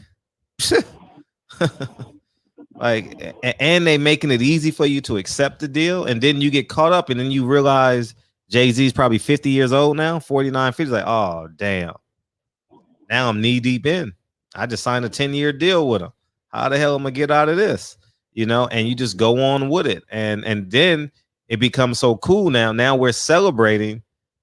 I raised my hand too. Now we're celebrating. Hey, you just signed a deal with alcohol, but I didn't get this till Sunday, as I told you guys. So this is new news to me, and I consider myself a pretty intelligent man. So I don't know when you're gonna get it. You got it before me, DB, because you said it before, and you're much younger than me. So that's why these conversations are so important, because I never would have thought about it in those perspectives. And Presidential Mike said, get us drunk and high while exterminating us. Facts, you know? And when you see a host of era that's above me, I'll soon get there, but and you see a percentage of men just lost, you know? Right. Like, I mean, I'm 1 block away from the hood, y'all. 2 blocks away, maybe, you know? You cross the street. It's weird. I never understand this. You cross the street, $1 million homes. You cross the street, it's rolling 60s. Like, it's the weirdest shit ever in my community. But the point I'm Well, making. the 60s are still $1 million homes. They just still 60s. yeah, right. But you get my point though, right? And Yeah. so it's but when you see these men I just gave up, you know, like they'll do almost anything to have a beer first thing in the morning, you know, or whatever they got. I don't know, just to even think that the things that they think about doing just to get that beer in the morning, or you know, or the things that they sacrifice to get to that point. You know, it's beyond my own understanding. E1K say, love Jay-Z music, my favorite rapper. We got to call it like it is. He preaches pro-black, then sells a product to them people, you know. And I believe we had that conversation, E1K, about a month and a half ago, DB, you know. Yeah. And it's just important that we understand, like now it's cool. See, 4 years ago, 5 years ago, when I started YouTube, people wasn't getting high on YouTube. Now people get high and drink on YouTube like it's normal. Like, you know what I mean? I like they be getting blitzed. Like I'll be watching these like, you know how you have these like you know, these social channels and stuff, you know? Like, you know, like they like these non-boxing channels and stuff, right? Where it's just cool to get high and drink. Like it's beyond me, and I'm not condemning y'all for that. I miss Jay Cooley super chat. God damn. Hopefully it's still here. Let's see. Let me see. I got it. Yes. Even the most high drunk, so alcohol is no excuse. I don't know if it was alcohol. I'll be honest. That's beyond my pay grade. So I don't know if they drank alcohol in the Bible. So I don't know if that's made up or it's real. Someone help me figure it out. Find a Bible verse. But yeah, those reaction videos channel, they be smoking blunts and getting high like Drink Champs. What the fuck is that? Yeah, crazy. What is that? 40 bottles on a table and you can smoke blunts and you get 1 million views? They sip wine. Thanks, Mac Wavy. I don't get it, man. I'm telling y'all, man. Like, I wouldn't want my children seeing. Matter of fact, I wouldn't want my friends seeing me inebriated. I wouldn't want. I really want. Like, I really want to be able to make a decision like that. You know. Fred, honestly shocked out here by these rappers. No, Wild Fred. No, it's not. I'm not shocked. I'm just making my point, man. Don't. But I am shocked that it's cool on like a podcast called Drink Champs. That's crazy. That's crazy. I've never seen an episode. I've seen the clips on Instagram but I've never watched an episode. But it's. You know, like for example, I saw someone sent me an interview. I think it was Tone Brown sent me an interview of Floyd Mayweather, right? And he was on $1 million worth of game, right? Yeah. Floyd said, he said, they asked him, do you want your sons to be a boxer? He says, no, they smoke too much weed. And I said, hold the fuck up. I would never say that about Lincoln publicly. Yeah. Even if they smoking 2 pounds of weed. So now, and the crowd laughed. And I'm like, what is going on? Yeah, that was crazy. I saw that. You know, and I'm like, no, we can't get that comfortable where the father is saying, nah, my kids can't do that. They smoke too much weed. I don't give a fuck about his stature. I'm just talking about him just being a father. You know? I don't rock with that. Yeah, I don't rock with that. Yeah, Warren Richards said all of these dudes are bought and paid for. They aren't built right. Rich puppets. And then Money in the Ghetto said they might have dirt on all of these people. Who knows? Maybe. True. I started thinking about this for a second, and Jay-Z speaks about how he's got this disdain for his father, or he did at least at some point in his music. I remember in interviews. You know, Kanye West had this sort of crazy relationship. I mean, according to his lyrics, had the relationship where, you know, he spent all his time with his mom, and his dad would come around and, you know, give him money and buy him fresh clothes and stuff. But outside of that, not raising him. Puffy, I never seen or heard anything about his father. It's just like usually him and his mom. 50 Cent, you know, I remember one of his songs, he said something about his mom being a dyke or some, you know what I'm saying? He made some reference to that in the song. You know what I mean? So yeah, I agree that these dudes are not built right. These dudes are being raised by women, and then they get rich. So shit, all they know is, you know, Mama, TT, Lily, Annie, you know what I'm saying? A whole bunch of women walking around with their titties hanging and tank tops on and scarves on their head. So shit, that's why you end up seeing what we saw. These grown ass dudes with bonnets on and walking around with the booty out and flip flops on out in public. Grown men with flip flops on. I just can't get over that. Grown man with flip flops on. Grown man in 20s and 30s, God forbid, in his 40s with flip flops on. Booty out. Man, slap him one time. But yeah, no, you are definitely correct on that, bro, in the chat. Yeah, these dudes just not raised right, man. So, you know, that's why it's important for us, man. We keep preaching this, the coolness about fatherhood, the coolness about being smart, you know, the sexiness of intelligence. You know, yeah, and that's where we are. But yeah, man, I want to get some more brothers, man. You know, call it. I forgot the phone lines wasn't on. I forgot you were on it. Yeah, they were calling, and I totally forgot. That because I saw them. I'm like, why the phone ain't ringing? I realized I didn't have extra. So the phone line is officially open, guys. So feel free to call in. And I just want to say, I am no way condemning anybody. No. I'm not saying woe is thou, I'm better than you. I'm just talking about like rubrics of masculinity versus tearing down a man itself. Like, so don't think that I'm saying I do this. You understand what I'm saying, DB? Can you articulate that for me before? No, I'm sorry. I was reading Reggie's chat. I apologize.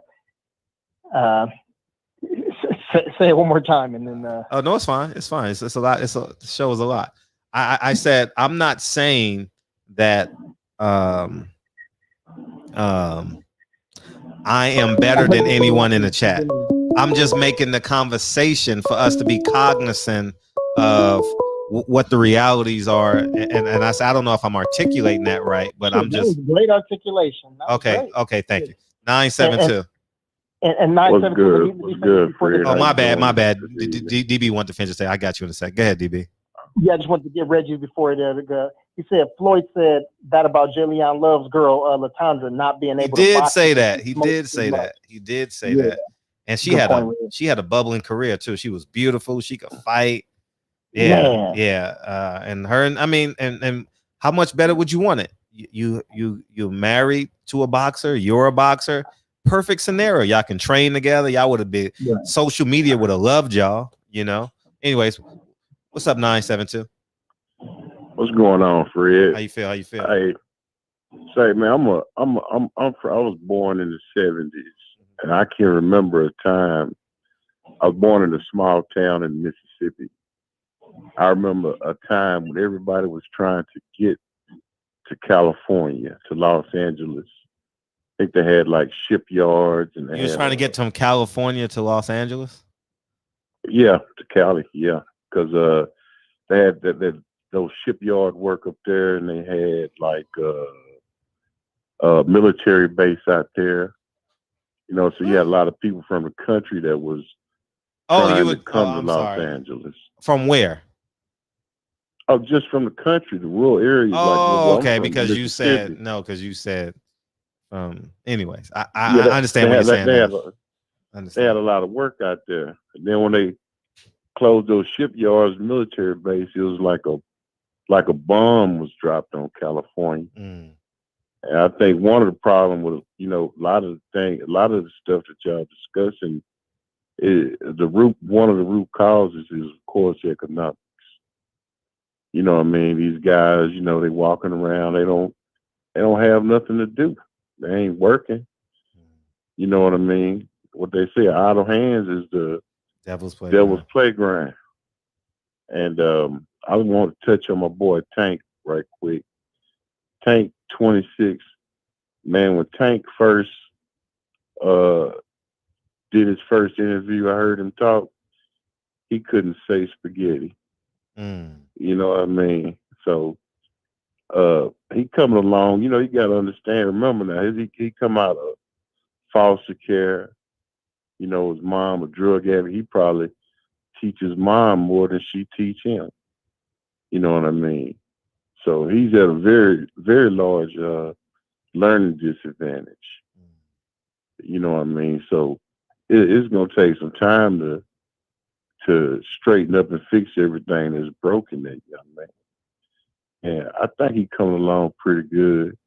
You know what I mean? As for what can be, you know, expected from a child out of foster care. You know what I mean?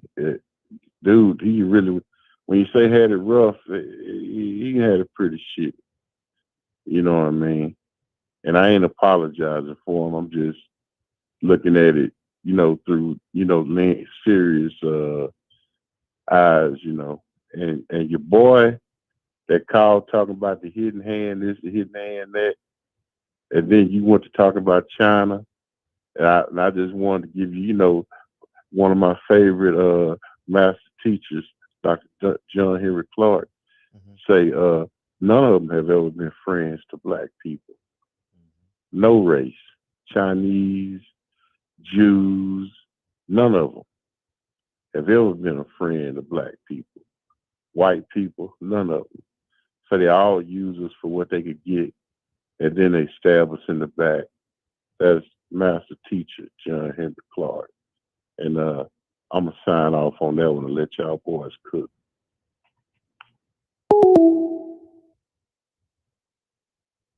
GB? Yeah, I put it on mute. Shit, he wasn't saying nothing to me. I was gonna make a smoothie and shit. I walked right in the house and jumped right on the show. But yeah, when he said the country at first, I thought he was talking about Lancaster and Palmdale coming to LA, but I think he was talking about Mississippi, Alabama, you know what I'm saying, Texas. I think he was talking about in the South, the southern region of America. But perfect. 682, what's up? Man, I've been itching to get in the barbershop. What's up, Fred? Hey, what you got? A couple of things I want to touch on. First, the evolution of a black man. Not just the evolution of a man, but the evolution of a black man in America is a difficult and slippery slope. Everybody gonna have a different experience, so everybody gonna have different opinions. And like you say, it's good that we have this forum or a place like this where we can discuss them, where we can continue to knock down those false narratives that quantify you and what a man should be or what a man is supposed to be. One of the things that I think is big is man's ability just to say I'm sorry and I'm wrong. It's very hard for men, especially black men, to admit that to another man. And I want to speak on something specific, real specific. You know, we listen to all these other. We listen to everybody. You know, I listen to everybody. Let me just make our statements. I listen to everybody. I try to when it comes to boxing. And I'm listening and I'm hearing, you know, different things about Charlo and how he called himself trying to apologize to Deontay, you know, and how we need to be accepting of it. But what I'm finding in his statement where he was talking about Deontay or whatever and how he rocked with him and things of that nature is there was still some false masculinity in there. He just couldn't flat out say, hey man, I was on some bullshit. I was wrong. And as a man, I stood up there and said it. And it really does take a man to admit that you're wrong. And just flat out say that you're wrong. Not, such and such and this and that, and, finding a way not to say that I'm wrong or that I'm sorry, because we are not perfect. And I feel like a lot of our false pride as Black men and our lack of ability to lead and our inability to lead is wrapped in that. And I mean, that's something that you covered in other shows, but it's the truth, man. I think a lot of it has to do with saying I'm sorry. Calvin can't come to Floyd and say, you emasculating me in these press conferences. He can't, because Floyd don't have the ability to say I'm wrong. Because ain't nobody ever been around him once he got to his quote unquote money position that can tell him that. You talk about the alcohol. Nobody could step to Earl that night and say, bro, give me them keys, bro. We don't know how to say I'm sorry, and we don't know how to say I'm wrong. And the older that you get, the more and more you realize that it's okay. Plenty of us with women at home learn that. But it takes time, man. It takes time. And unfortunately, we need to stop letting those who don't care about us control us. They don't control the narrative because they can control the images that we see. They infiltrated hip-hop because it was about us, for us. I was around when hip-hop started, Fred. It was X-Clan. It was Public Enemy. It was a bunch of shit white folks were scared of and didn't like. And they wanted to dismantle it. And it's just like anything else. Anything else that's Black in this motherfucker. They infiltrate it. And they either do one or two things. They destroy it or they use some of our own to destroy it and devalue it. And that's what they done with rap. That's why the old shit still jammed. We won't remember a lot of this new shit 20 years from now. They won't remember that shit because it don't have no substance. It sounds just like the other. But it's by design, but it's by our doing. So just like you said, with the hidden hand, we need to start paying attention to the designer. And then we can change what we do. But I'm out, Fred. I appreciate the opportunity to cook. Yeah, appreciate you. Thank you. Presidential Mike, they use rappers to promote prison and self-destruction. We had it for itself. When he said old school rap, I was thinking about that song too. DB, you want to respond? Yeah, today's topic is self-destruction. It ain't just the rap audience is bugging. It's like one or two suckers, some old ignorant fools trying to rob and steal from one another. But to those dudes, I say you'll get caught in the mid. So to crush those type of stereotypes, this is what we do. Man, we got to put ourselves together so we can unite and fight for what's right. That's it. So that was your favorite verse? Oh man, all of them. That heavy D. I used to think it was justice. To my brother told me it was just ice. Mm-hmm. Yeah. I liked it too. Oh, Kyle, my bad. There'll be no bum rushing. Mm-hmm. Let's get together because we're falling apart. I heard a brother shot another. It broke my heart. I don't understand the difficulty, people. Love your brother. Treat him as an equal. They call us savages. I don't agree with them. I prove them wrong, but right is what you're proving them. Yeah, that heavy D was fire. You know what I'm saying? That West Indian spit. Yeah. Gone too soon. What's up, man? Heart attack? Gone too soon, right? Yeah. Yeah. What's up, Kyle? Hey, what's going on, Fred? Man, I'm gonna stay on topic, man. Hey, what time you want to start your show tonight, by the way? Shit, man. Don't get me started, man. Shit, 11:30. Shit. All right. But man, we got a DB. What's up, DB? I hung up. But we got to realize we owe each other, man. You know what I'm saying? We don't feel like we owe each other anything, man. In reality, we owe each other everything. You know what I'm saying? That's the problem with the black community. We don't think we owe each other nothing, man. We owe each other everything. I was on the somebody's channel today. It was something about the Leonard Ellerby thing, and somebody typed in the chat, "Oh man, he don't owe you anything." I said, "That's the problem. You see, when you're in a position to help somebody else get on, and you don't help them, then you part of the problem." You know what I'm saying? We owe each other everything, man. We got to help each other because ain't nobody else helping. You know what I'm saying? Like the one caller said, man, everybody is the enemy.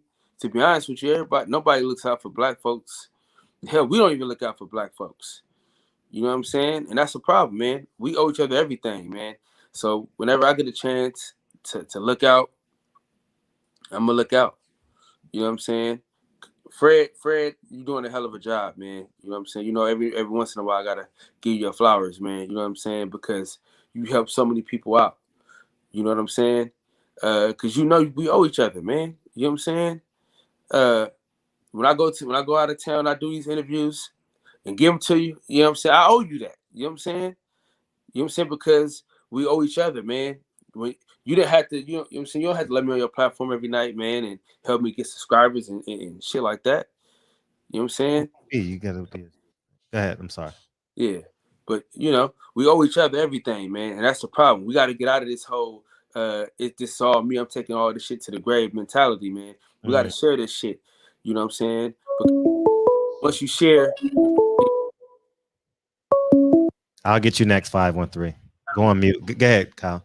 so once you share the game, somebody else kid can live off that. You know what I'm saying? And we gotta do better at that, man. As a people, we gotta do better at that as a people, man. We gotta look out for each other, man. And shout out to the LDBC, man, because that's what's going on, man. In this community, shout out to the barbershop, man. Same difference. We just gotta make sure we're looking out for each other. And Fred, man, you're gonna find this hilarious. I meant to take a picture of it earlier, right? Remember you said you don't like you don't like milk and cereal, right? So my daughter don't fuck with milk and cereal at all. Wow. She gets dry cereal, right? And she says, "Dad, I need a spoon." And she eats the dry cereal with a spoon.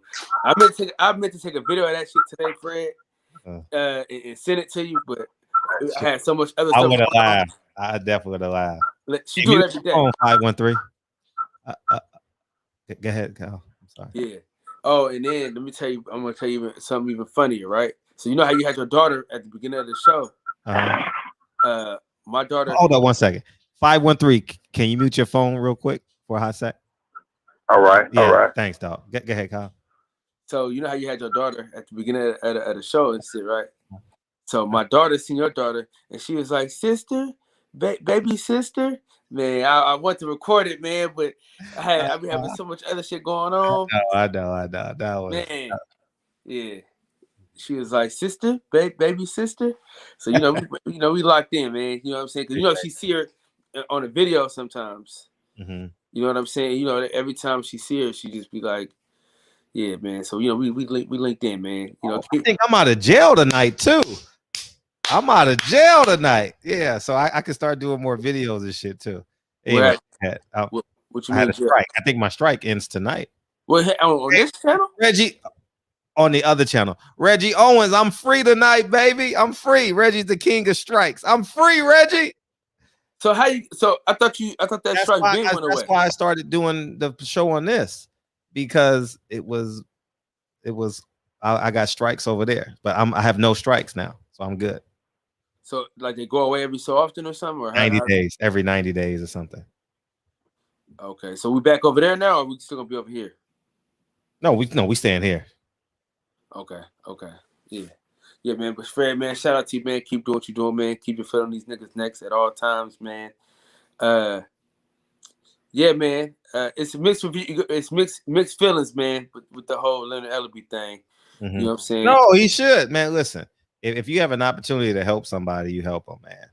And stop looking for gifts all the way in the physical form, man. You know what I mean? Yeah, man. You know what I mean? Congratulations, Reggie, on the same day. Reggie, you and I got a strike on the same day. Yeah, I'm glad. Congratulations, Reggie. I'm free now, so now I'm about to start dropping videos.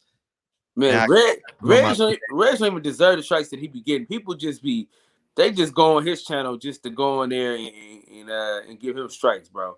Man don't even be doing nothing, dog. Yep. Shout out to Reg, man. You know what I'm saying? Hell of a channel. You know what I'm saying? Listen, he need to change. He got to change his name, man, from Boxing Conversations, man, because shit, he ain't talking boxing no more. That's facts. That's facts. He be having some shit, man. And when he did, I don't know if you saw, you probably did, but he did that. He did the trial with the dude that represented himself. Yeah. About a week and a half ago, last week. Shout out to Reggie Owens, man, for breaking it down and giving us more information than just the nigga yelling and in a viral clip. The dude Reg be breaking that lost shit down, man. So shout out to Reg. Shout out to the boxing section, man. We live after Fred. Shout out to everybody that came to that tank fight that we got to kick it with. Shout out to Birdman, of course, for always holding it down, man, and helping us out. And Fred, man, appreciate you, big dog. And hopefully this weekend, man, I can get my ass to LA. If you coming down, yeah. Mm-hmm. Yeah, I'm trying my best, man. I'm trying my best. But definitely, I think that's a good fight to go to. Hang out, get there around 5. Hang out because it's daytime. The sun is out. It's pretty cool. The fight's gonna end right when the sun set, about 8:50. So it's pretty dope. And when I go, I'm not covering media that weekend. That's funny. Shout out to H Money. Oh man. All right, big dog, I'm gonna highlight you, man. Appreciate you, man. Appreciate you. 513 PPD in the chat say I love you, King. You know we love you, PPD. Ah, PPD. We love you too, PPD. 513, what's up? Hey man, what's going on with you, Fred? Hey, what's popping? Hey man, like my thing is this, man. Like I don't know if Calvin is comfortable with just being, the yes man to like Tank or whatever. But brother, he raised this guy, man, since he was a youngster. And like one thing that I never seen in a boxing match was this: a trainer and a fighter look over at somebody outside the ring for advice. I mean, like Roger Mayweather would have told Big Floyd, "Kiss my ass, shut up." Emmanuel Stewart would have told somebody on the outside, "You know what, kiss my ass, shut up." You know what I'm saying? Like that's something that your second in the corner should be saying during the time where like there's no cameras on you. But for Floyd to like, say that out loud while the cameras is going and like both trainer and fighter looking over and like the whole camera is like on you doing that, that's not looking good for Calvin, man. You know what? Calvin is a hell of a trainer too, though. But like, hey, if I was him, I would have felt some type of way, man, knowing that, you know what, I'm trying to instruct my fighter on what to do, but we both looking over at Floyd on the outside for advice. Like that shit was like kind of off to me. You know what I'm saying? I mean, don't get me wrong, Floyd, great fighter and all that, but bruh, be a promoter. Let your trainers train this guy. He been with him in camp for weeks and weeks and weeks. Like, why you waiting for a showtime to want to put the spotlight on you to say, yelling out, do this, do this, do that? Then like, it's on camera. Like you got Calvin and you got Tank both looking over at him for advice. That's not a good look, man, for him, bro. Like, that's all I got, man. But like, you know what? Hey, Calvin Ford is a trainer, man. But look, if I was him, I would feel some type of way. Like, bro, let me do my goddamn job. I'm out though, bro. Appreciate you. Yeah. Calvin said he don't mind. So I believe, I mean, you definitely can have your opinion on it. There's nothing wrong. I don't think there's anything wrong with you having your opinion on it because we don't want no one looking over us at our job. When we're when we're at our job in our cubicle or in the laboratory or, at our gym, even when you're training somebody, you don't like another trainer coming over. Hey, I think you should train your client like this, But Calvin doesn't mind. What's up, 202? So I'm out of it. My hands are off of that. Go ahead. What's up? What's up, Fred? How you feel? Yeah, I'm feeling great, man. What you got? Yeah, man. About the Tank thing. To me personally, I don't mind that shit. I mean, it's not the first time this has ever happened. Maybe this is the first time where we see somebody actually be that close and come up there like that. But let's be honest, Floyd.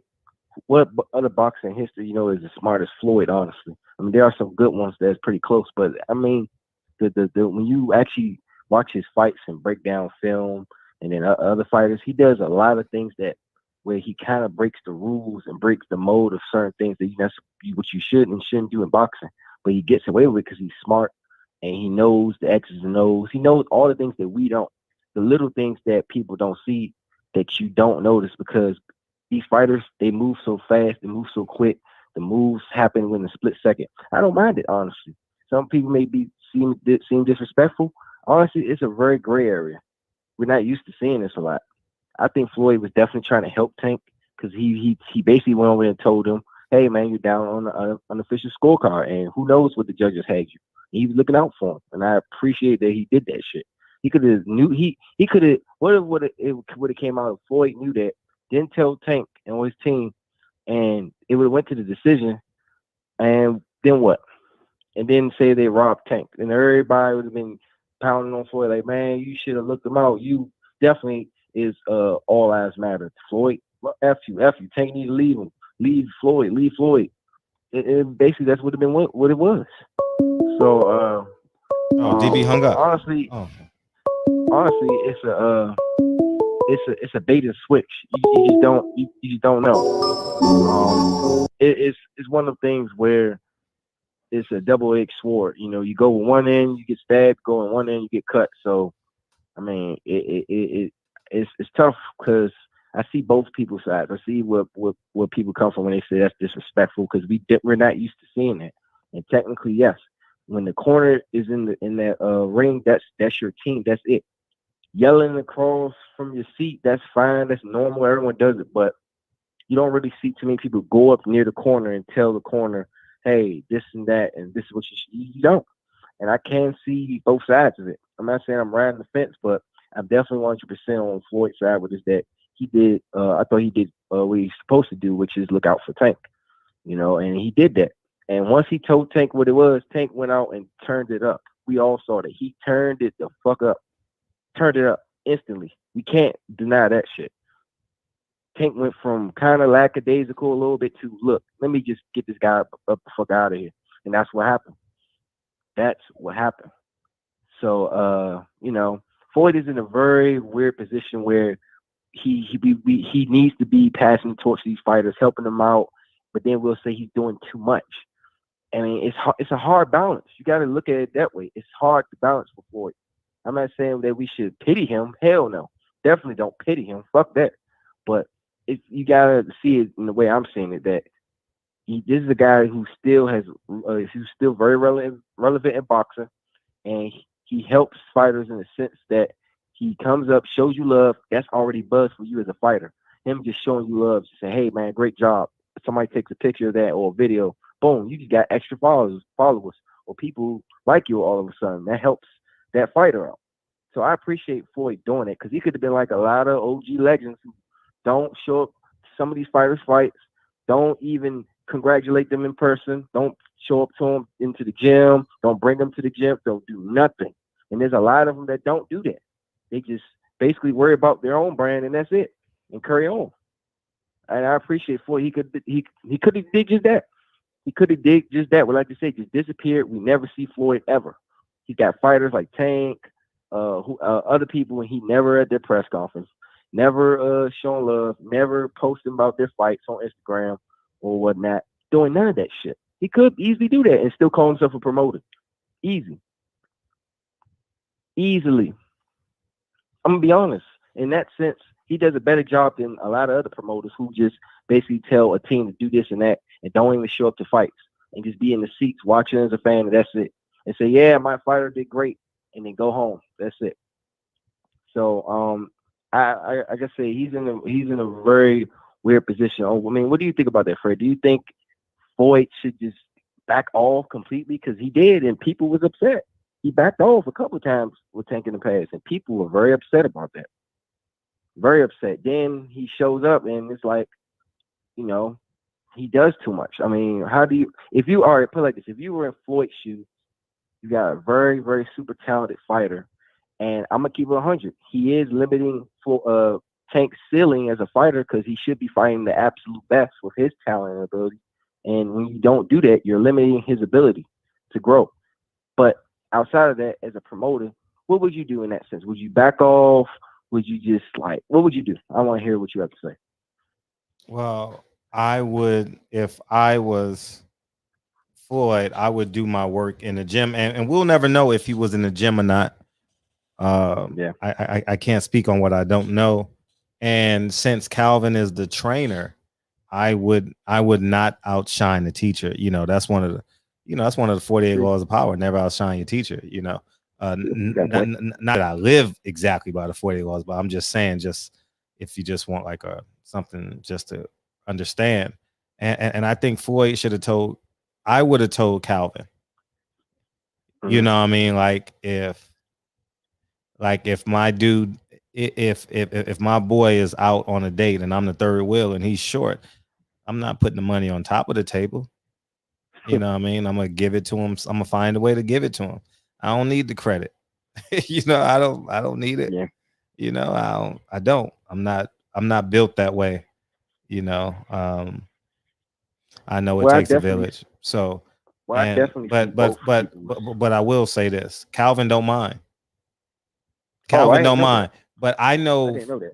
But I know Floyd has an ego, and is definitely feeding his ego. He definitely wants to be the center of attention. But if you know it, you know it. So it is what it is at this point. You know, it worked Saturday night. So if everyone is just results driven, it worked.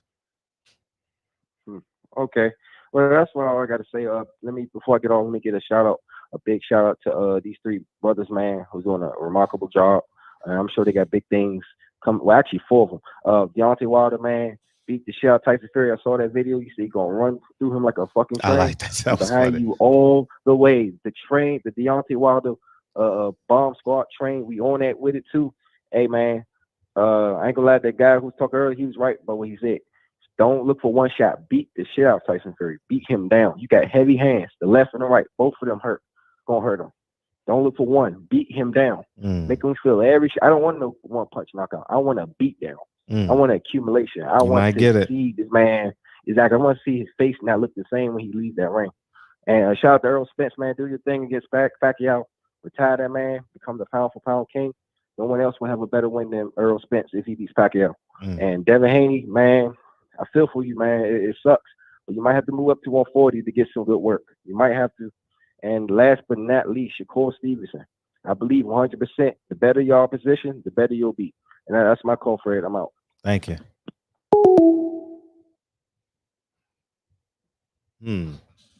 Yeah, so I guess we can go either way with this conversation, as it pertains to I'm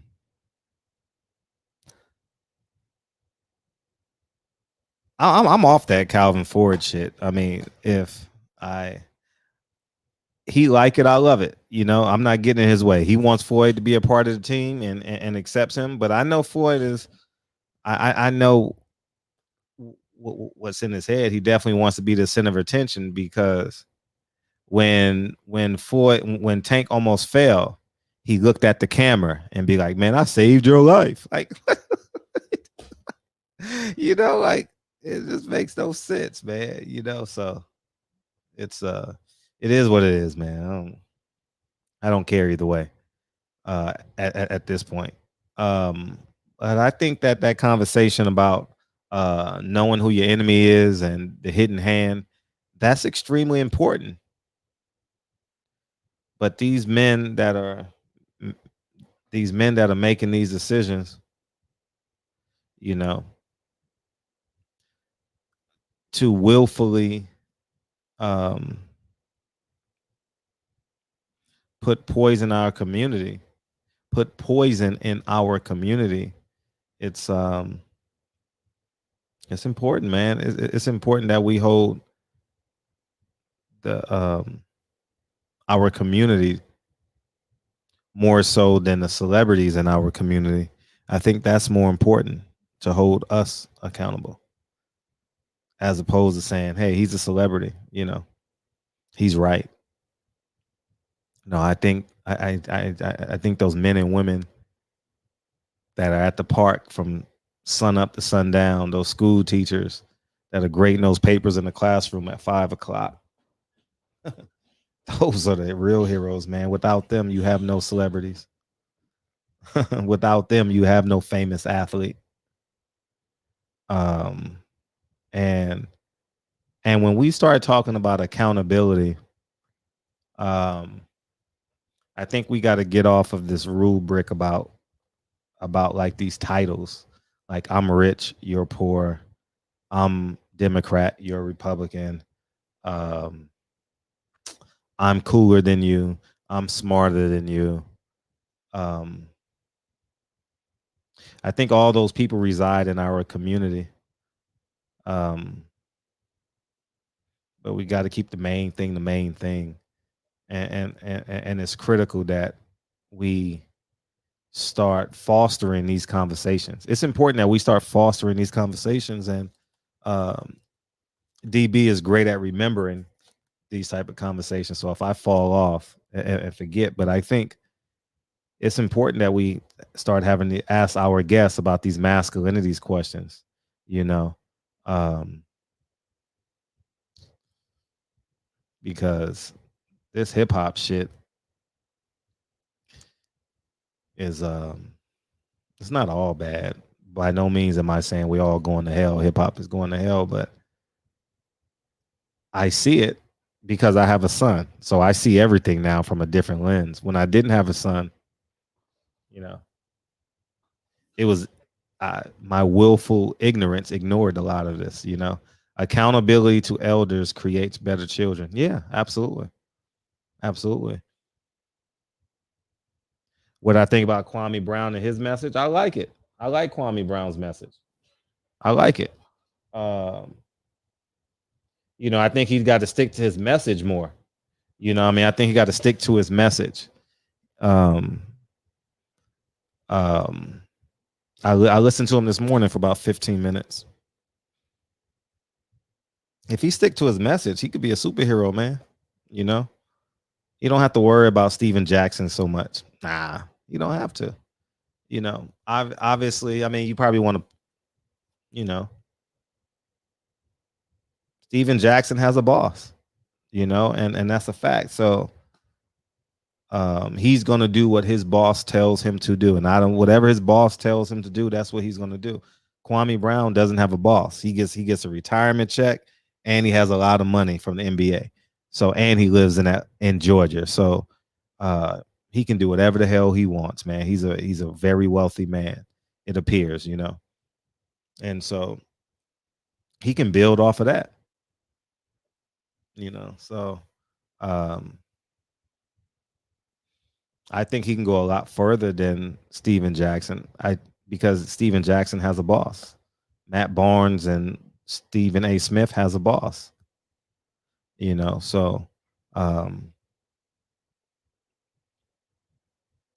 I think that Kwame Brown's. You said he stopped drinking and smoking. That's good. I'm glad. He stopped drinking and smoking. That's important. That clarity is important. I saw him at the fight Saturday too, but he had a Balenciaga. Damn, why am I drawing the blank? But y'all know what it is. What the fuck is that? Garb. He had a Balenciaga, whatever that is, garb on. I'm like, So that means he's still in a materialism phase. He's definitely still about materialism, because who would buy a Balenciaga garb? But he'll get there, man. I mean, I think Steven Jackson and I are the same era. I think he's a Kobe. It was a dress, all right. I think Kobe is his draft class. So I'm 1 year older than Steven Jackson. And we get it at different phases, He was a rich athlete. and having a lot of fun. You know, it was a jumpsuit, right? You know, I mean, you know, I'm not buying no Balenciaga anything. Nah, I'm not doing it. Nah, not doing it. So, but I mean, it looks like he wants to be a great man, and you got to respect that. You don't know where people start at. By no means am I going to condemn him. You know, I what I don't like, what I don't like is the show, all the smoke. So you want to fight and get high? You know, all the smoke. Yeah, I know what that means in the streets, all the smoke, you know. So you want to fight and all the smoke, you got the advertisements of the marijuana in the background. They're making that shit cool, you know. That's what and keep on rocking it, Rob G film. I think that's important. Um, so I mean, I don't know what he's doing. He's probably an asset to his community, you know. Um, I can't speak on what I don't know. You know, that got me in a lot of trouble in my younger days, man, speaking in idealisms, you know. So I don't know. So I don't know if he blew his money. I just know he desires improvement, right? When you publicly are practicing a religion, that means you want self improvement, right? You're telling the world that I want to be a better person, and I don't follow him that tough, so I don't know exactly what is he doing, what he's not doing. So when y'all talking, you're doing to me. No, I said all this, Fred. I'm hating. All the Smoke is one of the best podcasts. You don't even get the point. I think you still on the ground floor. I'm not talking about the content. I'm talking about what they're advertising. They're advertising two men high, and wanting all the smoke. And you could take it. It's perception. If you think it's cool, it's cool. I mean, it's similar to Drink Champs. We got Drink Champs, hot boxing, and all the smoke. Do you think that's by accident? I bet it's not by accident that all these guys have bosses and they're telling these guys, this is what we want you to advertise. How the hell is the baddest man on the planet high and under a controlled substance? How is he high all the time?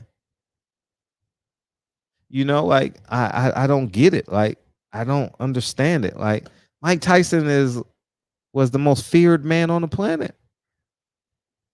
And now I look at Mike Tyson like, man, they just put logos on you and you just say yes, sir. You know, they broke him a long time ago, obviously. You can definitely see it. I mean, you can go all the way back to that interview he had with Barbara Walters. You know, he's sitting there like a sedated man, you know. So what you know about Mikey stopping EJ? I know nothing. I guess we'll find out more in the next week or two. No, I've never had alcohol in my life. I've never smoked a joint. Never did anything. I just never even thought about it. I don't know nothing about what's going on with Mikey and EJ. Blue Blood would know. Check in with Blue Blood because Blue Blood, he's on that shit every second of the day. Shout out to Blue Blood, man. Always dropping the time sensitive news. Well, thank you, Kevin. I appreciate you, man. But Matt Barnes, and I have no qualms with him. You know, I don't know Matt Barnes. He's never called into the show. I've never smoking. I've never spoken to Steven Jackson. You know, but if I had time, if I interviewed them, I would ask them about like the imagery that the show, that interview was crazy. What interview was crazy? If I interviewed Matt Barnes and Steven Jackson, I would ask them about the imagery that show is portraying, because it's not by accident that all these shows are alcohol and marijuana driven. You know, it's not by accident. You back in here? Go ahead, B. Yeah, I think people are getting confused with the message that you conveying. You're not dissing the podcast itself, Mm, I them don't two know. sitting down talking. What you talking about is the content that's being put out, the optics of it, The what it optics. looks like, Thank who you. they Optics. who Thank they marketing it to. you. That's what you talking about. So let's get clarity. He's not hating on the two brothers sitting down having a podcast. He's talking about the content and the optics of what they put out and how they make it look to the consumer. That's Mhm. what he's talking about. He's Yeah, not that's talking about all the smoke where they interview basketball players. And if we really want to be real, all the smoke is a knockoff of Knuckleheads podcast with Quentin Richardson and Darius Miles. oh It's really? a knockoff. I've never seen Yes, it, it's a but I know knockoff. it's there. I've never watched an episode. Now, when you talk about now, let's talk about Steven Jackson and what he have on. I'm not gonna go too far into it, but that is an Arab dress, meaning not a dress, not a female dress, meaning that's the way Arabs dress in Saudi Arabia, and because and the reason they dress like that and have flowing because they protect themselves from the sand. So they have well, I'm not gonna go into it, but long story short, we adopt certain things from different people because we want to fit in and we don't have our own. So we looking for our identity in other people when we don't realize we are it. We already have what we looking for. So and just so you know, nobody makes that. Steven Jackson had to have the Balenciaga or whatever that he had to have them design that. So for him, you right, Fred. He's still stuck in design, and I've been watching Steven Jackson for a while. Um, I'm with Kwame. What Kwame did was he pulled back and showed you basically how the NBA was a form system and how it would use and fuel itself through young men and black bodies just to get to the end goal of marketing and to be perceived a certain way. So I just wanted to jump back on and say that, Fred, because I think we lose sight of how we get in certain places in certain situations or lose sight of what we're looking at. So I just want to say that. Keep up the good work, Fred. I think a lot of times you are not allowed to convey your thoughts a lot of times because you talk off to the top of the head. And that's why I think sometimes it comes out the way it comes out, and you're not able to articulate or get your point across. But I think most of the time you mean well. But outside of that, shout out to the third, shout out to the chat. Let's keep this conversation going because this is on record for us to refer to, and people will look at this and find strength from this and grow and learn certain things. So let's just keep these conversations going. Shout out to everybody though. Appreciate you. Yeah, I mean, man, Mike Tyson be so stoned, man. I don't watch the show. I've never seen a. I've never watched the show in its entirety, even when Devin Haney was on it, because I think Mike Tyson looks despicable. You know, it, it don't make sense. You know, yeah, the NOI gave black men identity. I think we lost it. I think the core of those teachings were important to the community. And then capitalism took over. It. I mean, it's the principle of it, man. The core principles of that is good, and then we get into how big our car is, how man, it's we all got that in us, but I think when you're leading something like that, I think it's important that we see it through. He be chewing mushrooms? You mean mushrooms like the drug? Hold up. Mike Tyson chewed mushrooms? Dude, I saw that on my Instagram story And I'm thinking, my naive ass, I know what mushrooms are, but I'm thinking mushrooms as in the vegetable.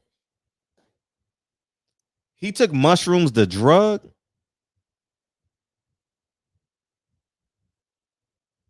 No, I don't say that. The drug, that's illegal. You can't do that shit on TV. I thought shrooms was illegal. Y'all got to help me out with this. Wait, yes, shrooms? Oh, get the fuck out of here, man. Come on, man. It's not by, see, that's why I said this is all a design. I'm thinking portobello mushroom, man. I'm thinking Shake Shack and shit. You know what I'm saying? Oh, it's legal now? I didn't even know. Didn't even know. Oh, mushroom is a fungus. I appreciate you correcting me. DB would have corrected me, Brian G. Thank you. But wow. God. I saw it on my timeline, but I didn't watch it. I don't like seeing Mike Tyson like that, man. You know? And honestly, you want to be real honest with you? The last All the Smoke podcast I saw was Chris Webber. And I haven't seen one since. And it's because of the weed. The weed, man, the weed. I've never seen an episode of Drink Champs because it's 40 bottles of alcohol on there. And I'm not condemning it, but I'm just thinking, see, I'm mature enough to know the imagery of it. You know what I mean? So even if I watch an episode, it does nothing to me.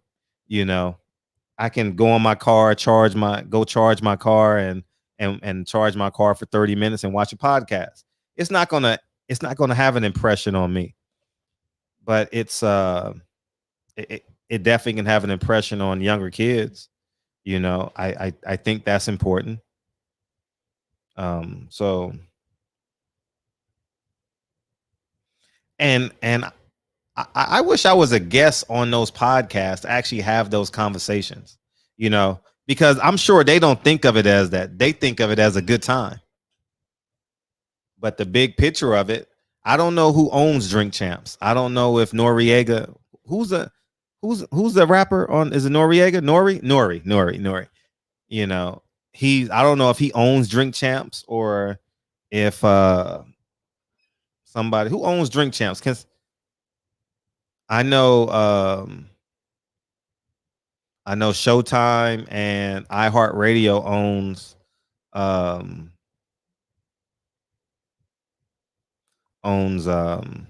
Steven All the Smoke. Oh, Nori owns it? Let me find out. Right now who owns Drink Champs. Because that's important, man. Like as Brandon would say, find out the hand. Oh, it's a revolt show? Rock. Oh, so they don't own it. They don't own it. That's it. They don't own it. And they want them to have all that alcohol on the table. They want them to. He's partners with Charlemagne. And Charlemagne has a boss because Charlemagne is a subsidy of I did a video on it. Charlemagne doesn't own anything. Charlemagne doesn't own. He doesn't own none of that stuff, So he's basically a recruiter, and it is what it is, So the least you could do if you doing the drink that stuff, at least be independent, At least don't let I was about to say it, man. At least don't let them guys, pay you to portray that image. CBS Play It Network. Oh wow. Nick Cannon didn't own. Yeah, Nick Cannon didn't own. Yeah, Nick Cannon, man. God. And maybe we'll end the show on this. I didn't like like I said when RZA Islam was here. Every time I see RZA, he's always working in the community. I haven't seen him in a long while because they kind of got him off of social media platforms and stuff. I actually got a strike for RZA Islam video, and there's nothing I can do about it. I'm not mad about it. And but I think that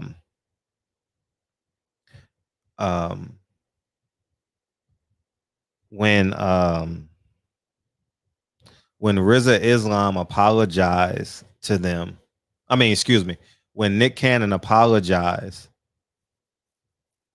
play the video you text me. I was disappointed in Rizza for saying that he was defending his apology, and I was like, I didn't think that was the right move, you know. So, but he has a relationship with Rizza Islam. But if you're going to comment on it, I think you should hold your ground. So, you sent me something. You probably sent it to my. You texted to me? Oh, you texted to me. Yeah. Okay.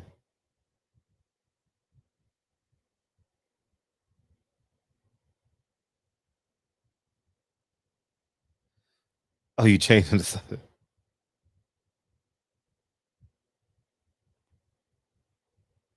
I gotta send it to my text it to this number, DB, and I'll pull it up. Text it to this number. Yeah, text this number. So I think just a big picture of that, man. But I mean, who am I, man? You know, I'm not apologizing, man. If I'm wrong, but listen, if I'm wrong, Fred is gonna apologize. I don't give a fuck if you're black, white, Chinese. If I'm wrong, I don't know how long it's gonna take for me to get to an apology. Hopefully sooner than later, but I'm gonna apologize. You know, but I'm not gonna apologize for telling the truth. You know, so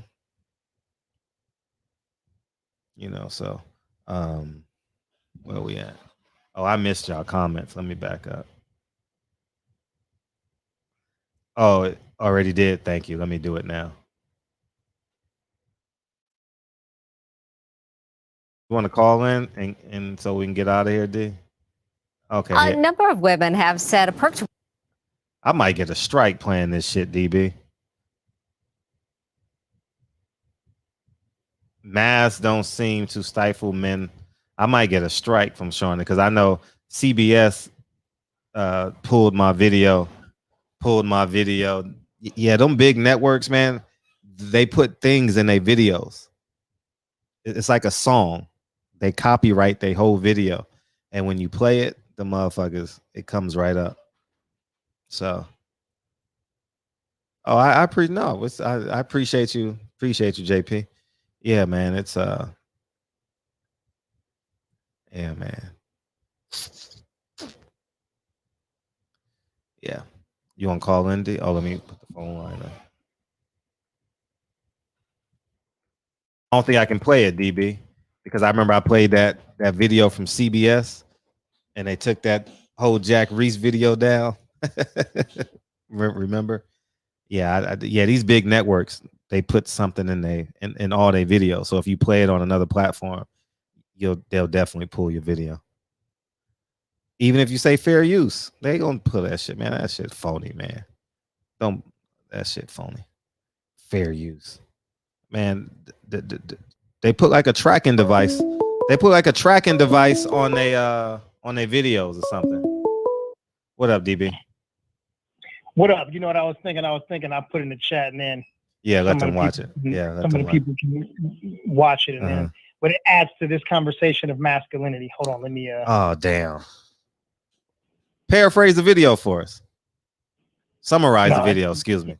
Paraphrase. Well, I'll tell you this. It's a lady on a bike, and also her walking down the street, and some provocative wear, and there are some men who are doing cat calls.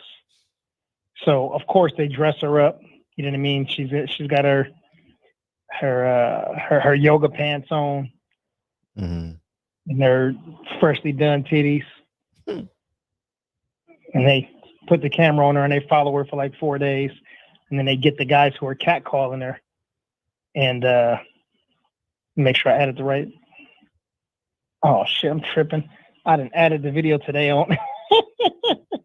I added the video today. Shit, hold on. Trying to move too fast. Slow down, brother. Slow down. Hold on. Let me get back to our chat. Here we go. All right. Boom, there it is. Boom, boom, boom. Just put there in the chat so y'all can go through it. You don't have to watch the entire video, but if you guys see, I think it's, let me see how long it is. And I'll tell you. Let's see. It's 2 minutes. So some people will get a chance to, and then, but I think it adds to this particular conversation. And since we're having a conversation today, might as well have, an additional 5 to 10 minutes added on to it. But it's, I was just thinking about the emasculating and the demasculation of men, period, and it starts with our guys.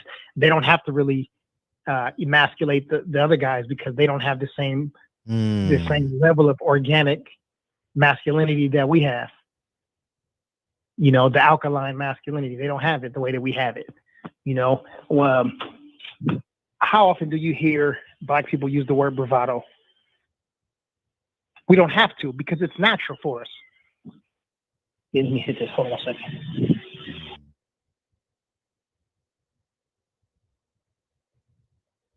Where you go?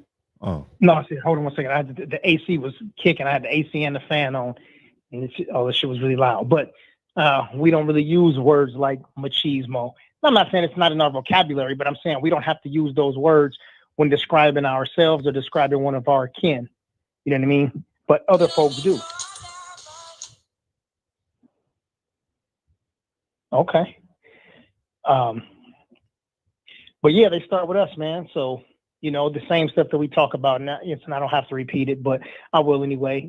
Those low cut shirts, those blouse like shirts, those thin type shirts, the pants sagging, the men with pedal pushers on, pants that's squeezing your calves.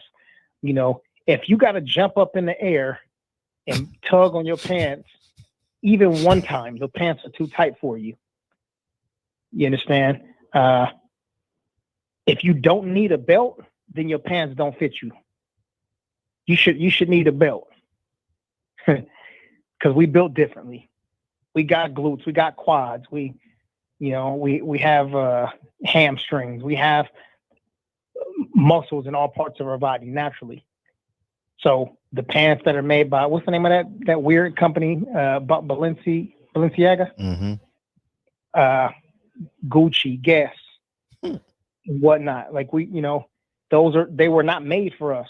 And Tommy Hilfiger told us directly about his, several years ago. He said, I didn't make my clothes for Black people. Right? People stopped wearing cross colors to go wear Tommy's colors. And Tommy like, shit, I ain't fucking with y'all like that. Don't complain about me because I didn't make mine for you. When we should still be in cross colors, FUBU and Carl Kanai or whatever it may be. You understand? But yeah, man, we cannot allow them to do that. And listen, I know for people who do certain things, they don't want to hear about it. For the people who smoke weed, they don't want to have a conversation, and that's cool. I think, Fred, I'm not sure if this was you who said this yesterday. What did you say? I think it was you. Said if you can control.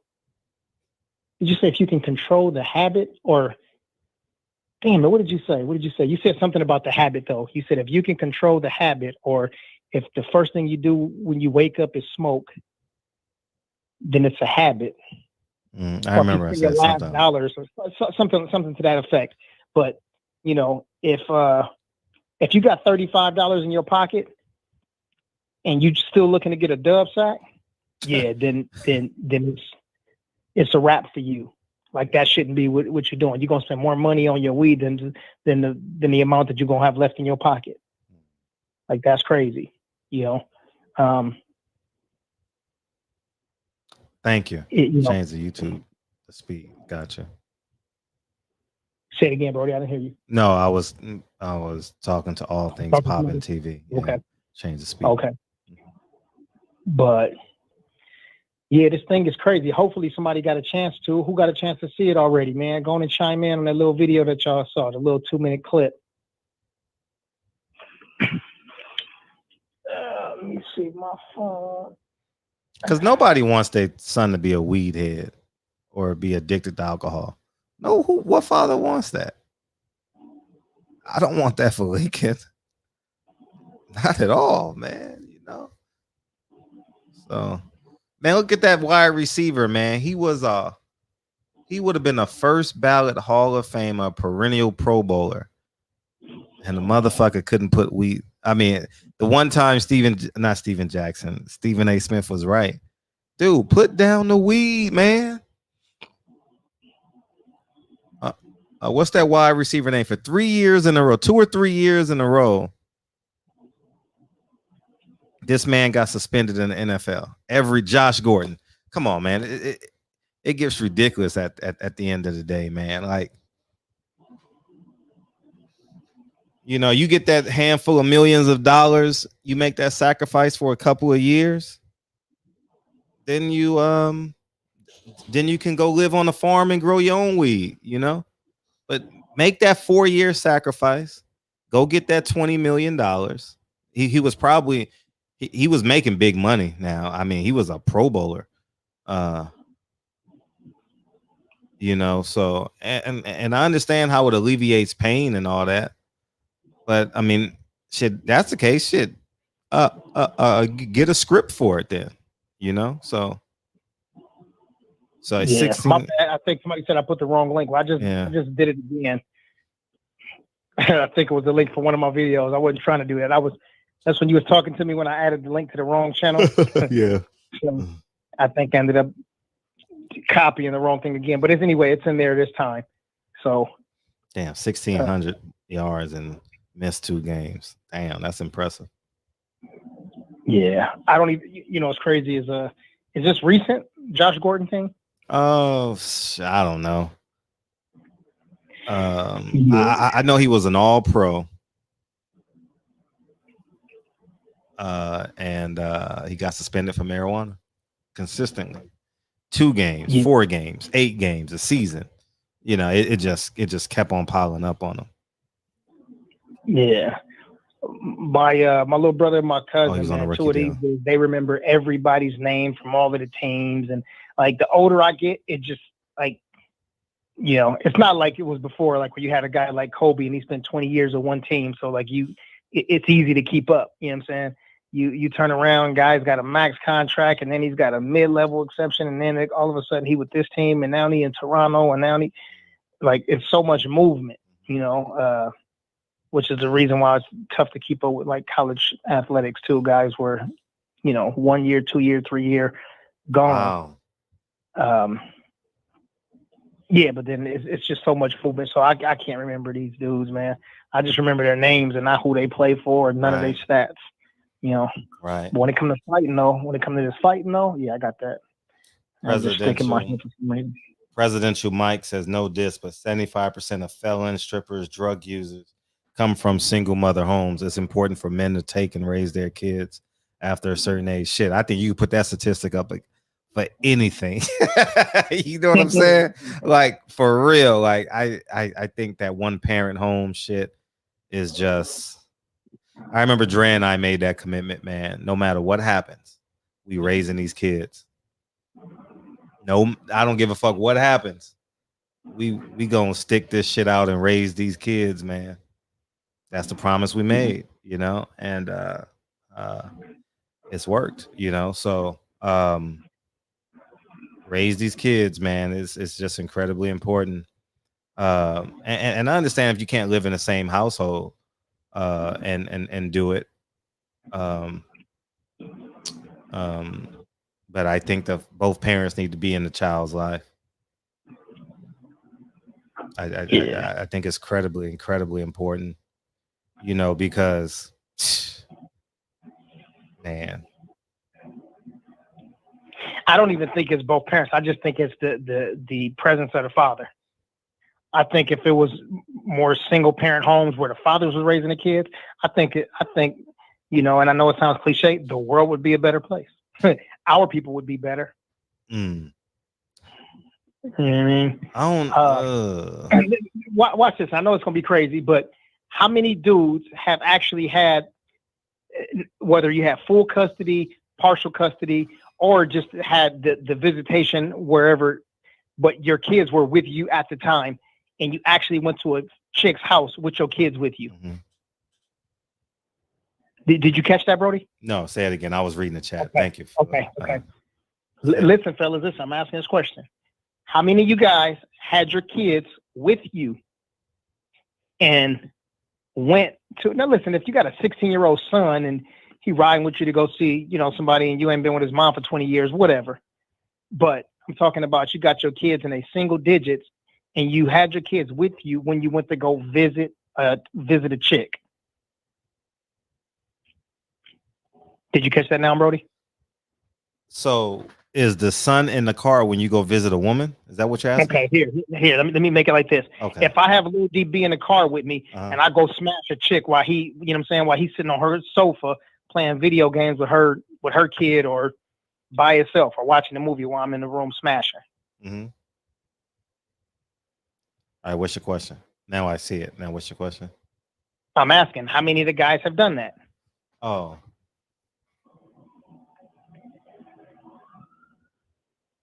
And now if I asked it on the reverse side, how many times have you gone to a chick's house when her kids was there and she still allowed you to smash?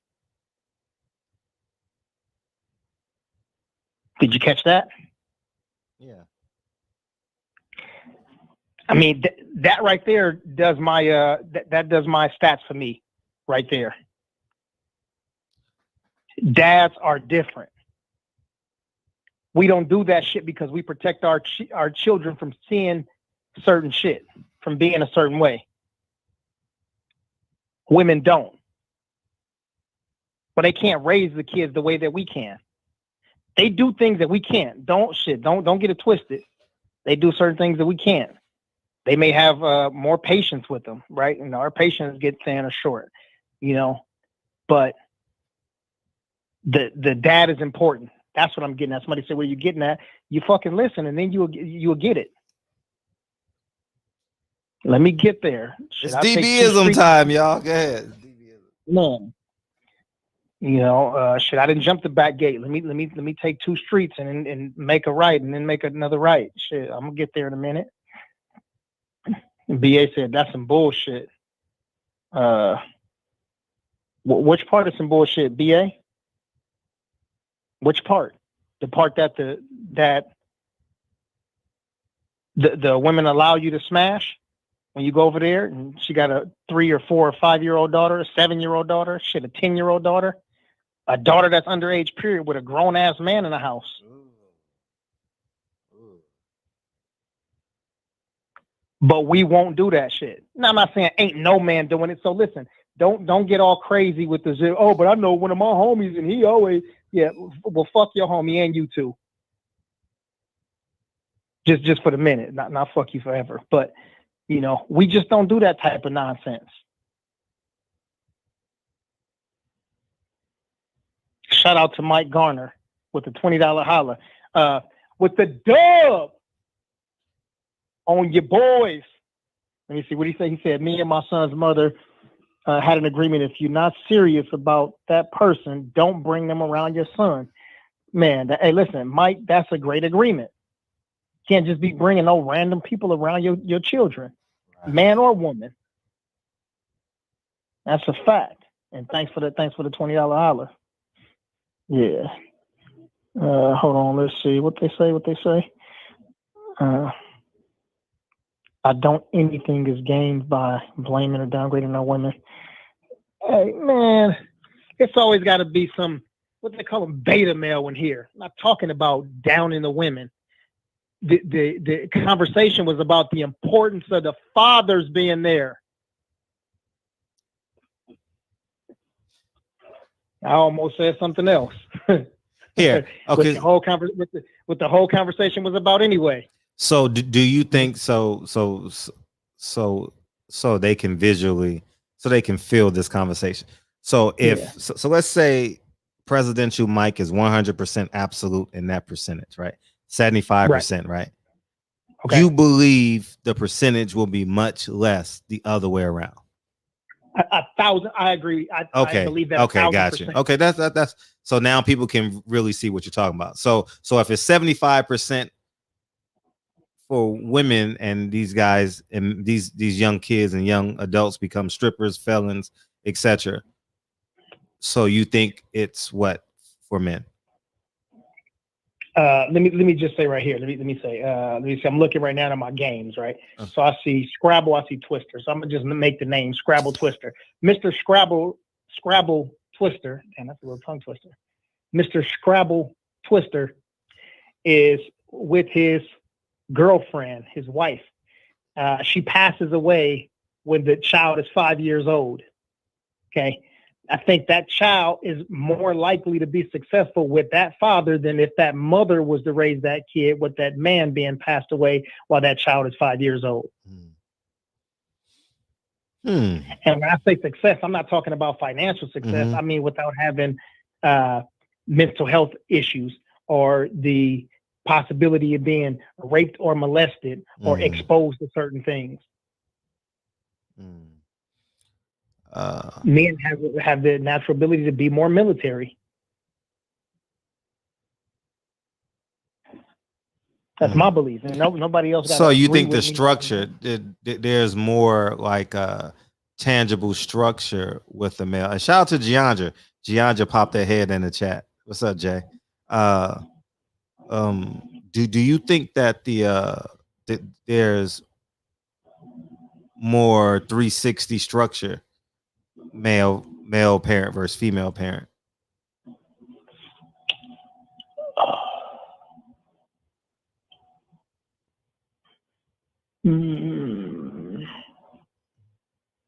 Simultaneous, or you mean like if the dad is no, just like, as a single parent, as a single dad? And I think, and let me add to this too, because and Giandra made me think of this with her question. Why are so many women raising these kids?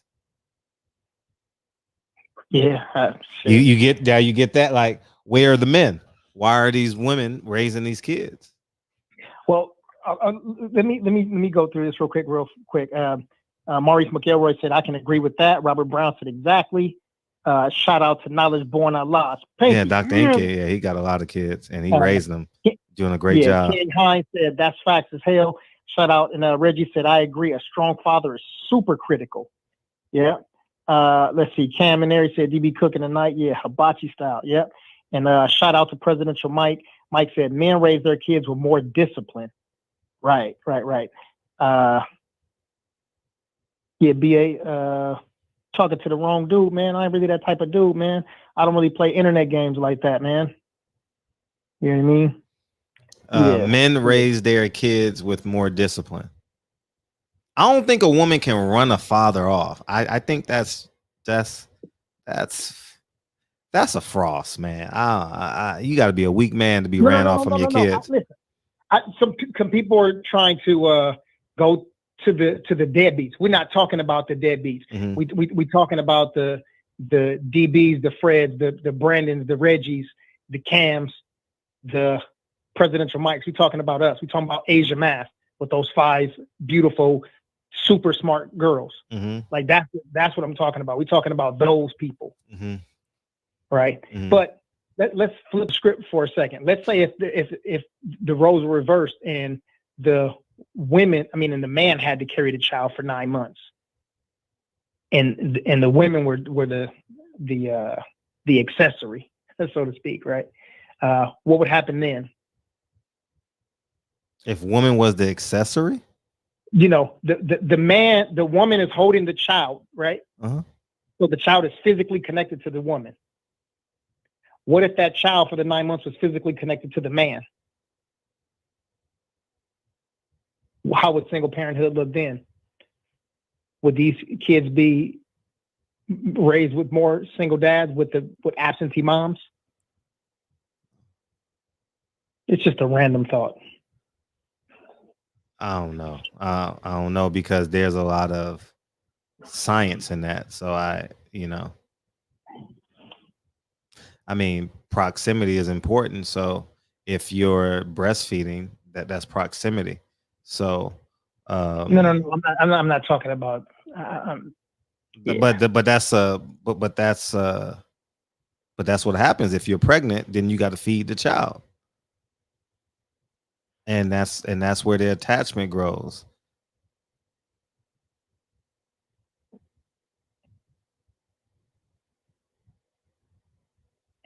Anyway, I wasn't talking. So let's make sure that I'm crystal clear. I'm talking about good dads and great dads. I'm talking about the DBs of the world. I'm talking about the Ponchos of the world. Mhm. I'm talking about the Reggie. I'm talking about the Big Lloyds. Those are the ones that the Jarvises. Those are the ones I'm talking about. I'm not talking about your weak ass homeboy, your suck ass cousin, the fool that you grew up down the block with. You know what I'm saying? That hit his girl, that called her a bitch. I'm not talking about those weak sucker ass fools. That's not the dudes I'm talking about. And if you stuck on that, then you a sucker too. Presidential Mike, women is say that word, incentivized to be single mothers. Yeah, single mothers. You talking about like the government assistance and all that, and the false propaganda of independent women. I oh man, listen. I'll be honest, man. I can't see I can't see it without help. Like I don't even have that in my head. I think a woman is critical. So I don't look at it from the perspective. I've never looked at it from the perspective of can a man raise a child better than a woman? I do believe that the structure component is Wait, say what you just said, Brody. Say that last sentence. The structure component. I think that there's more of a structure component. No, I heard that part, but what did you say after that? Oh, I've never even thought about like male versus female. Is one better than the other as a single parent? No. That wasn't my goal. Oh man, I don't want it to be that because people are gonna remember that, hear that shit, and think that's what I said. Reggie said what I said. He reiterated. Go ahead, it was redundant. It said that the fathers are super important. That's the only thing. Yeah, they are super important. I think the mother is super important as well. Of course, but the mothers are already there. The mothers are already working their asses off. I know, but I think, man, listen, I think that number may be skewed from this perspective. That 75% may be a lot of that has to do with the kids that shouldn't be here. You know, the kids were brought on earth out of immaturity, out of unreadiness, out of, quote unquote mistakes, or, selfishness, or they wasn't planning to have a child. So the male is immature, the woman is immature, and they break up and go their separate ways for various immature reasons. I think that it's important that duality is present, but because I remember I told you guys this happened. Lincoln is 6. This had to be his first year because I was so militant with Lincoln. Oh, it was no fat on, it was all meat on the bone. It was no fat when I was raising Lincoln. And Dre came up to me and says, it's okay to be compassionate towards your kid. And I cried. And I says, wow. That's one of the more powerful things Dre has ever said to me about that, like the compassionate component, because I'm a drill sergeant in real life. Like, I'm pragmatic. This got to be done at a certain time. This costs that much money. That has to be taken care of. Like, although I do exempt like compassion now but maybe it started in that moment. But I think that I think both parents are critical. I don't, man, because there are so many things that I lack as a man, as it pertains to raising Kennedy. Like Lincoln, I think I can get away with that shit, a little bit more, especially disguise it because, but Kennedy, woo, man, that estrogen that Dre feeds her every day, I can't feed that to Kennedy. Like doing hair and being dainty and being soft, and man, I can't duplicate that at all. Zero. So I think if all things are equal, I think the numbers are the same, DB. And I'm not being sensitive either. I'm not, by no means am I catering to women. I just think if we have a great mother and a great father, it won't be 75%. I think those numbers are skewed because of social programs, and those people get the numbers. See, that's where the numbers come from. The numbers come from the social service department. You understand? How many women do we have on? So, for example, how many parents do we have on Section 8? Right? And you realize that it's like this, and then and those are the numbers. So I think it may be skewed a little bit. Oh man, I think those feminine traits are. It's no way I can get away with it with Kennedy, because the reason why I'm sensitive towards Kennedy is because I see Dre a lot of times, and now I know how to convey my message to Kennedy. I don't push Kennedy. I push Lincoln. Is that sexist? I don't know. Like, I don't intentionally bump into Kennedy, but I intentionally bump into Lincoln and knock him down to the floor. I don't do that to Kennedy. Is that sexist? I'm asking for real, DB. I'm asking a question. Or is that just estrogen and testosterone?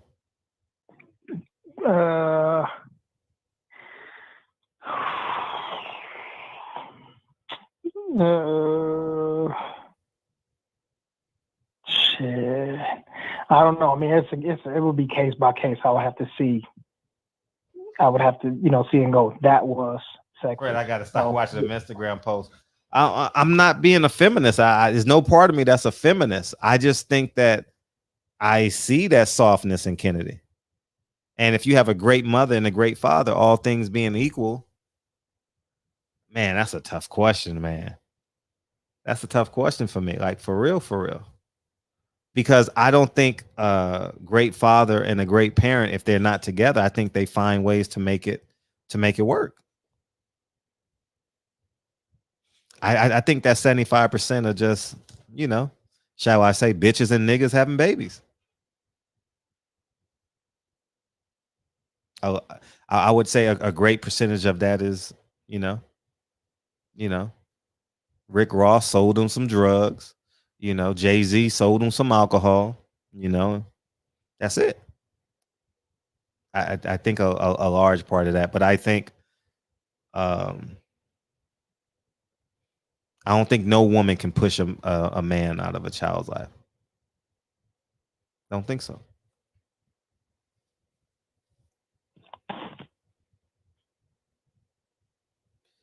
I'm ready to be wrong though. Like, I mean, I'm not ready to be wrong, but if I'm wrong, I'm wrong. I mean, I'm more than willing to. I'm only 6 years in as a parent, so I'm by no means am I an expert. Mr. Vegas disagrees. Explain it, because DB probably. Go ahead, DB. I know you probably. Go ahead. No shit. I didn't have anything. I don't know why you waiting for me to disagree. No, not disagree, but just from a different perspective. Because I'm very masculine. Like, I'm not. There's nothing feminine about me. Like, I'm very masculine. Like, if you push me, I'm going to attempt to push you twice as harder.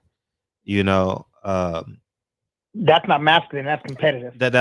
Okay. I'm just. I wasn't thinking about it in physical terms. I was just thinking about it just like the bravado of a man. But yeah, man. It's does DB. Bravado. That was funny. Jay, you want to answer Jay's question? Oh, what is it? Yeah. Let me see. I get along with his children's mother. Huh?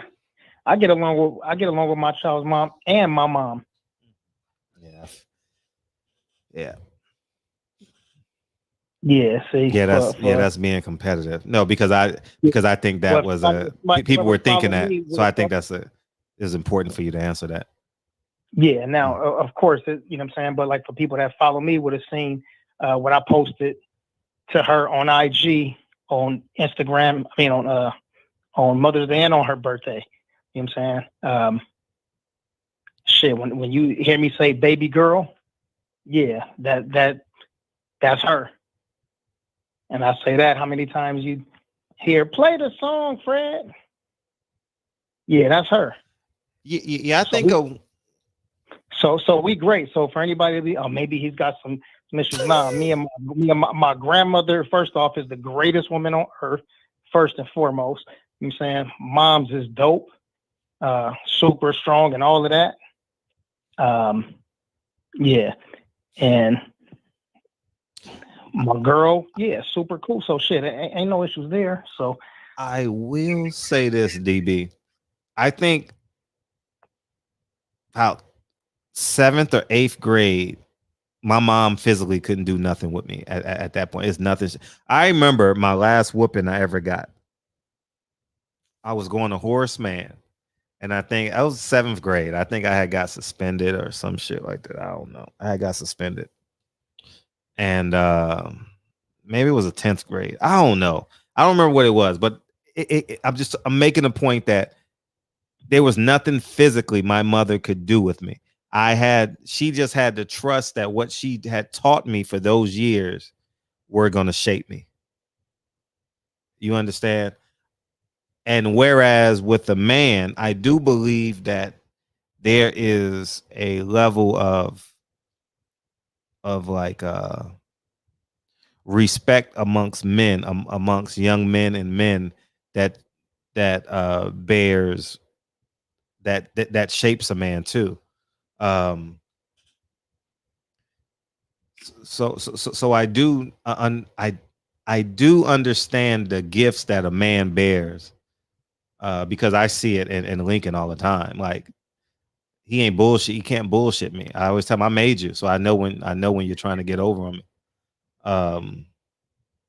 But I've never thought about one or the other being more. I've never had that thought in my head. Yeah. So again, let me repeat this one more time. Oh yeah. Brandon, call in. Brandon said he got a. We're not about to make this a 4-hour show, man. Come on, let Brandon jump on. Oh man, we already at 3 hours and 7 minutes, man. Come on. Oh man. But let's go back to what I said. And man, for all of these people who are so super bitter, y'all, it's like y'all happy that there's absentee fathers. That's the shit that I don't get. Like, that sounds weird to me. I'm saying that fathers should be there and should do better. And people want to combat that and argue that. That shit sound crazy to me. That sounds foolish. I'm saying fathers should be there, but this is the first time I'm hearing people push back at that. No, I'm not pushing back. I just never thought about one without the other. Go ahead, B. Oh, what up, DB again? What up, y'all again? This is a passionate subject of mine, especially for Fred. I can tell you from experience that a woman can push you away from your child. And they can do it. It ain't necessarily physically. It could be psychologically. I have a daughter. She's 20, and she'll be 20 on the 28th of July. Mm-hmm. But and I was young, 19, and it's just a lot of different circumstances. But I could tell you that her mother made it hard for me physically and psychologically. Where even if I would spend time with my daughter, you got to remember that when you taking them home, that the other parent, if they not civilized, they gonna really do a mental job. They can really do a mental job on your child. And I can just tell you my situation without going too deep into it. My daughter felt guilty if she chose my side over her mother's. So she basically couldn't show any emotion toward me except the emotion that her mother showed toward me. And I've never, me and her mother wasn't in a relationship, nothing like that. It's just, but her mother just resented the fact, as most women, as a lot of women do, that you don't choose them. So, and she did a real mental job on my daughter, a real mental job. You got to remember, this is year after year after year after year. So, my daughter around her mother couldn't even speak about me positively. So when I took her home, because I picked my daughter up every weekend because that's the only time I was allowed to, my daughter cannot bring me up in the presence of her mother. Me and her mother never was in a relationship. I don't even think I ever raised my voice at her mother. It's just the fact of. So it's a lot of different circumstances, Fred. You just blessed that you have a union. And that's what I would suggest for all men. Never have a child out of wedlock, or because it's a situation you can't control. And then you have to worry about the mental side, not just the physical. So yeah, they can physically keep you away from your child. I'll give you an example. I went to pick my daughter up. She was about 8, and I was just met at the front door. She's not coming out, and there's nothing I can do about it but contact the constable. Let the constable, which would be the sheriff, I guess, in California, let the sheriff know, show him my child support order, and the only thing they would do would just take her back to court, and the court would just say, don't do that again, or give her a slap on the wrist. Every 3 years, I found myself in court dealing with these things. I'm not going to go too much in detail because it gets personal, and this is a real passion thing of mine about child support. I don't believe men should have to pay child support to children only under special circumstances, because the way the system is set up now, the mother doesn't have to be held accountable for any monies that she get for the child. She don't have to show that she spent money buying the child clothes or buying the child this or buying that. It's just money is just out there that you're just obligated to pay till the child is 18. So I think that that creates a form of resentment when you paying for a child and you have no say so over the control of how the money is spent and those type of things. So I think it's a lot of different factors to go into that, Fred, that you just blessed to not have to deal with. So you probably just never saw it from that perspective. No, never You have. know, But I do have experiences from my mom and my father going through that BS. I mean, I remember that shit. So I remember I remember the language. I remember the energy. I don't remember the exact words and stuff because I was so young. But I remember the yeah. energy. So basically, I have to deal with the product of having a child out of wedlock and then being so young and dealing with not getting along or not having a common ground with her mother. So that's how a lot of this stuff is produced. So I have to take responsibility for what I did and what I created, whatever, and the situation that we find ourselves in now. I mean, she's older. She's 20.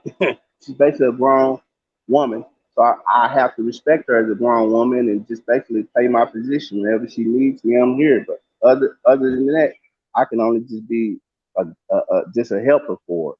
But that's how I just want to give that side of it, Fred, because it's a lot of, man, when you're going through custody battles and your child sees you getting into it with their mother, you got court, you got all these different kind of factors to play into it, and it's just tough.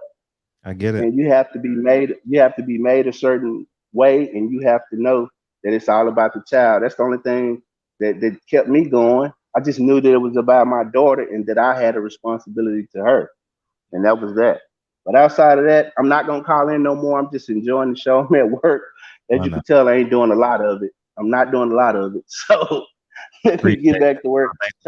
Peace to y'all, man. Like I say, keep the conversation going. I guess we'll just keep dealing with these subjects. And I'm gonna learn just like everybody else. So peace. Thanks, beat up. Beat up. Yeah, man. I remember. I'll tell you I'll save that. I'll save that for another because I'm not about to make this a 6-hour show. But I remember, I'm going to tell another story. I remember as a kid, my mom taking me early in the morning. We caught the train, and my mom dropped me off at my father's house. I remember that. And I remember them not getting along. And and something like that. I just remember that. I got to ask my mom about that story. Maybe she remembers that. But that's one of the memories that I have about that. But my father, I never really had I mean, I didn't, so in terms of raising me, like he never did. I don't remember my father disciplining me. So I don't remember like him giving me a life lesson. I remember him talking to me as an adult when I went to visit him, but I mean, at that point, I'm like, I'm just visiting you because you're in New York and I want to be in New York. I'm not visiting you because I have true love for you. Like I want to be in New York for the summer. So I'm going to fly out here to New York and spend 2 weeks in the summertime and, do what I do. But I'm not here because I see you as my father. Nah, I don't, so. Yeah, now on July 10th, now I'm gonna be forced to bring baby girl out there to help with the backpacks and shit. You know what I'm saying? For these people who. Oh no, I don't think that. I don't think that. I think that it's just important that we have these conversations because everyone has different experiences. Everyone has, and I've never dealt with court. Like I'm anti-court. Like I don't believe in going to the courts and figuring shit out. I don't believe in walking into a government building to fix my problems. I don't at all. No parts of me believes in that, so I fix it on the ground floor, and that's what I tell a lot of people, man. Fix it, man. Have real conversations, man. Like have real honest conversations, man. Don't be afraid, man. Shit, you already stuck your dick in her. You know what I mean? Like, how much more vulnerable can you be? You both are naked in the room that created a child. That's as vulnerable as you can be, right? Yeah, you go. Where you phrase that? Yeah, I'm just. That's as vulnerable as you can be. Like I like man, I nah, we just gonna take care of it as we gonna take care of it in real time. I ain't waiting 3 months to go to no goddamn court. Ain't no man gonna tell me, oh, I gotta give my child $1,000 a month. No, you ain't leaving this goddamn house. We gonna fix this shit right now. No, we ain't leaving until we fix it right now. You know what I mean? Fuck it. Raise the kids. And that's the goal. Like raise the kids, man. And people are expecting like things like shit. Like me and her, we don't agree on certain shit. You know what I'm saying? Shit, you know what I'm saying? Certain shit we don't agree on. But yeah, that don't mean nothing. You know what I'm saying? Shit, a day before was a graduation. We have a disagreement this day, and then 2 days later we having dinner. You know what I'm saying? Like, I mean, I'm. And when I said this, I didn't mean like in a trick way. When I say taking you to dinner, I meant like we just out having a good time. You know what I'm saying? But yeah, that's crazy though. Like talking about my relationship with my mom or my lady or women. That sounded crazy as hell to me. I think it was a fair question. Not, but I wanted you to answer the question because of how you phrased your statement. But when I say a hypothetical or a random question, I don't think that's. No, it's not. It's not to me. But I'm talking about just the interpretation of it because you're talking to a collection of people. No, and I get it. And then listen, from 250 to 300 to 500 people at a time. If they know who I am, that's like somebody coming in here and we start having a conversation about clothes and somebody says, I bet DB be sagging his pants. Right? I mean, well, 90+% of the people, huh? Do you? Man, if you don't knock it off. That's what someone's going to ask. Do you? I know. Continue. You a fool, man. Mhm. Yeah, somebody see me sagging, man, look at foolish. I'll never ass. sag my pants. I'm just saying I'll never sag. Slap me in the back of my head. Nah, now, I might have some. Now my pants might be baggy.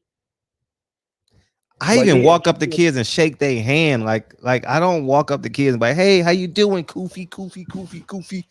I don't walk up there. I say, hey, how you doing, man? You got a beautiful mother. You got a beautiful, like, I want them to feel, I want to represent masculinity. I want to represent manhood. When I see an 8-year-old kid, I may talk in casual conversation because, but I'm greeting them as a man. Like, I think that's important too. Like the repetitions of man, and give these young girls and boys,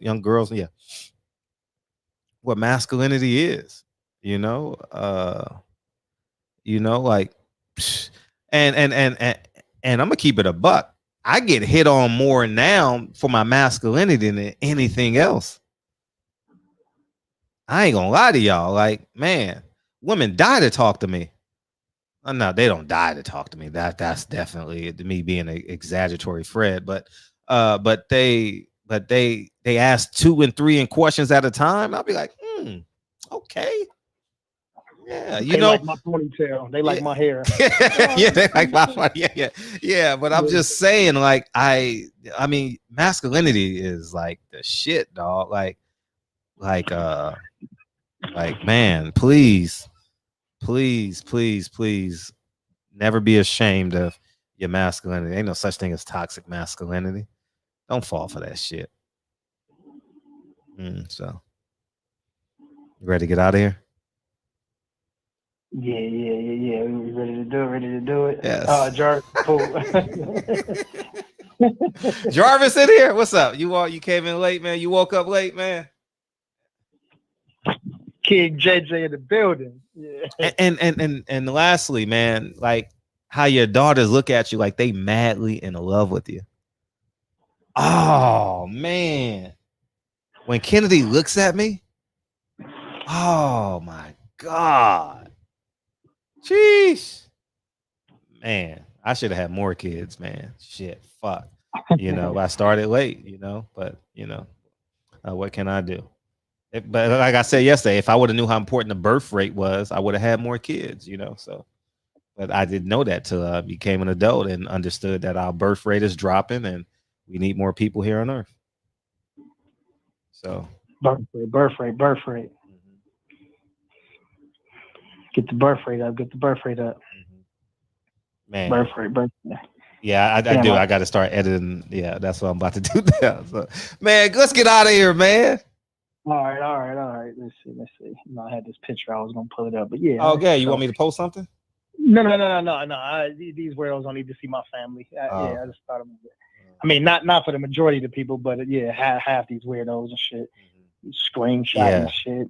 And lastly, with that, now that I have kids, I know that you're your child's superhero, and I treat you like that when I'm in the presence of you and your kids. I'm talking to everybody. I'm not just talking to you, DB. Like, I understand how kids perceive their parents. And every time I see an adult with their child, I treat them like a superhero. Hey, how you doing, man? That is, man, your son is doing an amazing job, man. Your daughter, because we see the same 20 parents every day. Like, I'm like, man, y'all doing an amazing job with your son, man. Your son is just astounding. And he looks like he's going to grow up to be a hell of a young man.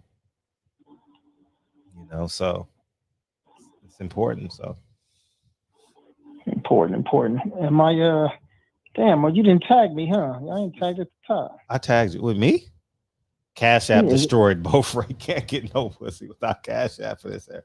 Glad I got mine for this shit. Yeah. I like seeing fathers. I used to take pictures and shit of fathers with their kids and shit. Weird. But you said like what? I used to like not every day, but like maybe a handful of times a year. Like I would take a picture of a parent with their child.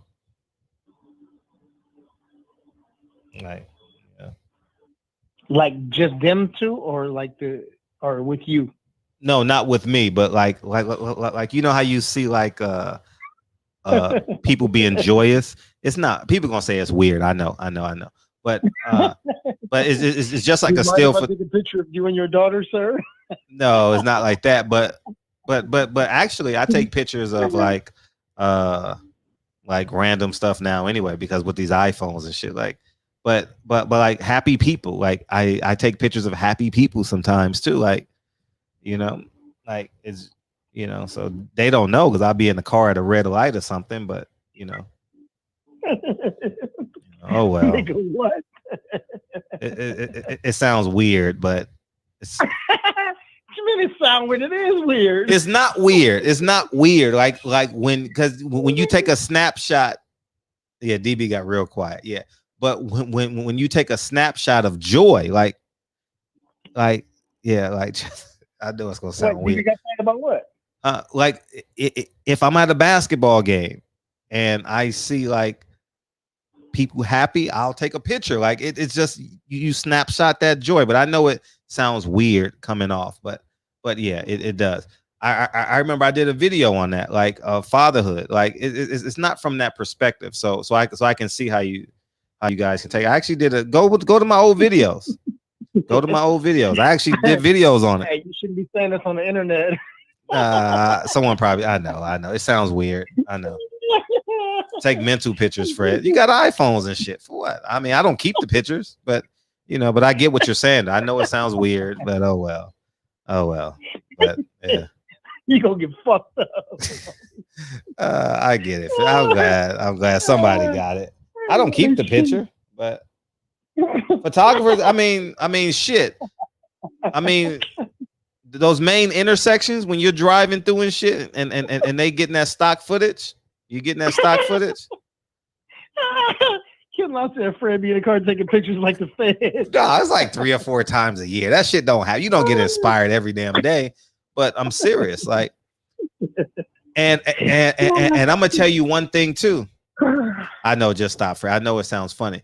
Those picture books that you see, that's photographers and they native pictures, just taking random pictures. So people did it all the time, and there's millions of photo books of people just taking random pictures of random people of doing things that made them happy. You know, the same way I took a picture of or you actually did, but I was thinking it of Fernando Pullum. I was like, man, that's the most joy I've ever he was so happy. That's the most happiness I've ever seen him. He was so happy. And I guess that's weird to take a picture of him being a leader of the band. So listen, first off, let's clear this up. Fernando Pullum is a legend. No, but that's the whole point, though. I would have took a picture of him. Performer. You talk about people do it all the time, though. I know it sounds weird because but yeah, I get it. I'm an artist. Yeah, I'm inspired by joy. Thank you, Kane. Thank you, man. Somebody. Yeah, I'm inspired by joy. Yeah, that's what it is. Okay, so if we chilling at Lamert Park, me, you, and Kennedy, and then I bounce, and 5 minutes later, you see a dude taking a picture of you and Kennedy. You're not finna say nothing to do it or call me, be like, hey man, turn around, man. Like I got Kennedy with me, but man, can you please choke this dude out?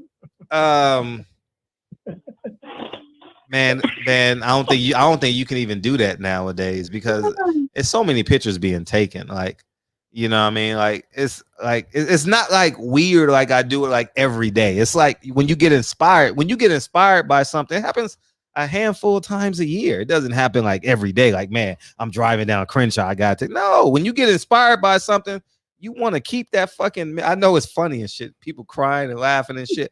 But it happens 3 to 5 times a year, man. It doesn't happen often. You know. 3 to 5 times a year. Oh shit, Chris Hansen coming for your ass. Who? Who's coming for me? Chris Hansen. Oh, and it don't have to be a father and a son. It can be just It could be a random person, you know, like I don't know. You can't ask them. You can't ask them to take a picture because it takes them out of their happiness space. Why? What's somebody saying in the chat? What's somebody saying? Oh shit!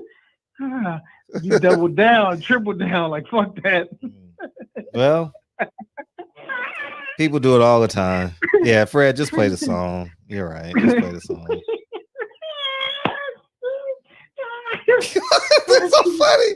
Like it's not just kids. It's like random shit. Like it's not just, oh man, I'm taking a picture of a kid. Like no, it's random shit. But I do vividly remember, I swear before God, I did a video on it. Go check my old videos. I remember doing a video on this. I saw a father with his daughter. They were as happy as they can be going into Earls. And I was like, that is the coolest shit ever. And I was coming up, I was going south on Crenshaw, and I took a picture. I was behind them. I didn't take a picture of their face, and I actually did a video on it. It's one of my old videos. Go watch it. Fred out here scouting, man. Don't say that, but I'm gonna post it. Fred out here scouting, man. That video was taken down. That's why you got to strike.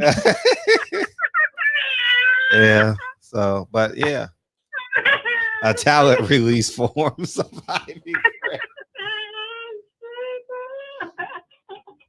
Fred Kelly.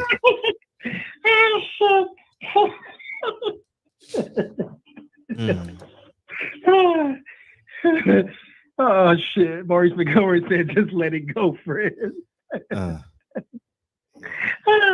Cam said, "Just stop it." Yeah. It's not every day. Like it's not kids, man. It's everything. I take pictures of everything. Like if it happens, if I'm in. I want to keep that inspiration. Like shit, make me a better person, you know. But I can see how y'all take it as y'all not. It's not weird. People do it all the time. Every city got a local photographer. Every city, and next thing you know, 100 years from now, you buying those stock photos. So I said Fred Kelly. Who's Fred Kelly? Who's Kelly? I don't know who Kelly is. The nigga from Chicago. Oh, him. Oh, yeah. But the funniest shit ever is, y'all drive by it every day of niggas taking pictures of y'all every day. Every day. And he bet not get caught. What do you mean get caught? He's taking pictures right in front of you. No, ain't nobody taking no pictures. Man, please, you crazy. They do.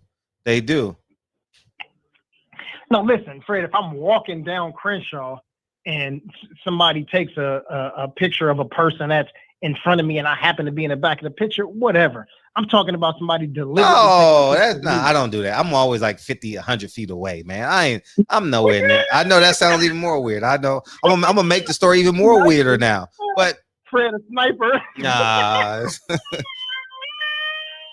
I tell you what, if I saw.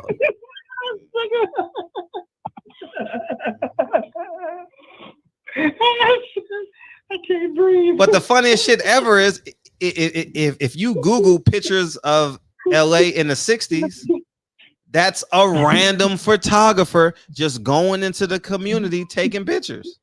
But that's how warped our mind is. It's a random Google stock photos of Los Angeles, California, or whatever city you're in. That is a random photographer taking pictures in your community. Taking pictures. You don't know the photographer.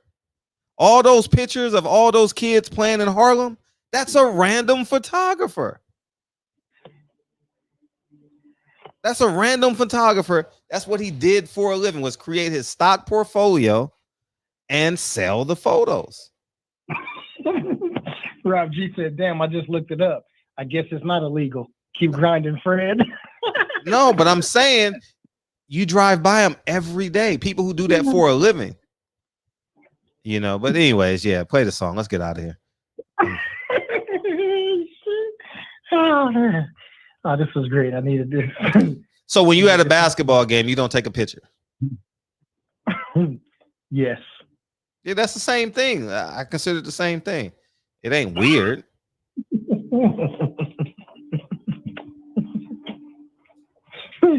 Yeah, he said, or a tree. You ever took a picture of a tree? You from 150 feet away. You ever took a picture of a tree? I do it to trees. I do it. It's just random shit. Clouds. Yeah, whatever inspires me in the moment. So. Yeah, man. I hear you. Anyways, yeah, man. Fred eye view. All right, man. Let's get out of here, man. I'm not about to have no fucking 3-hour show.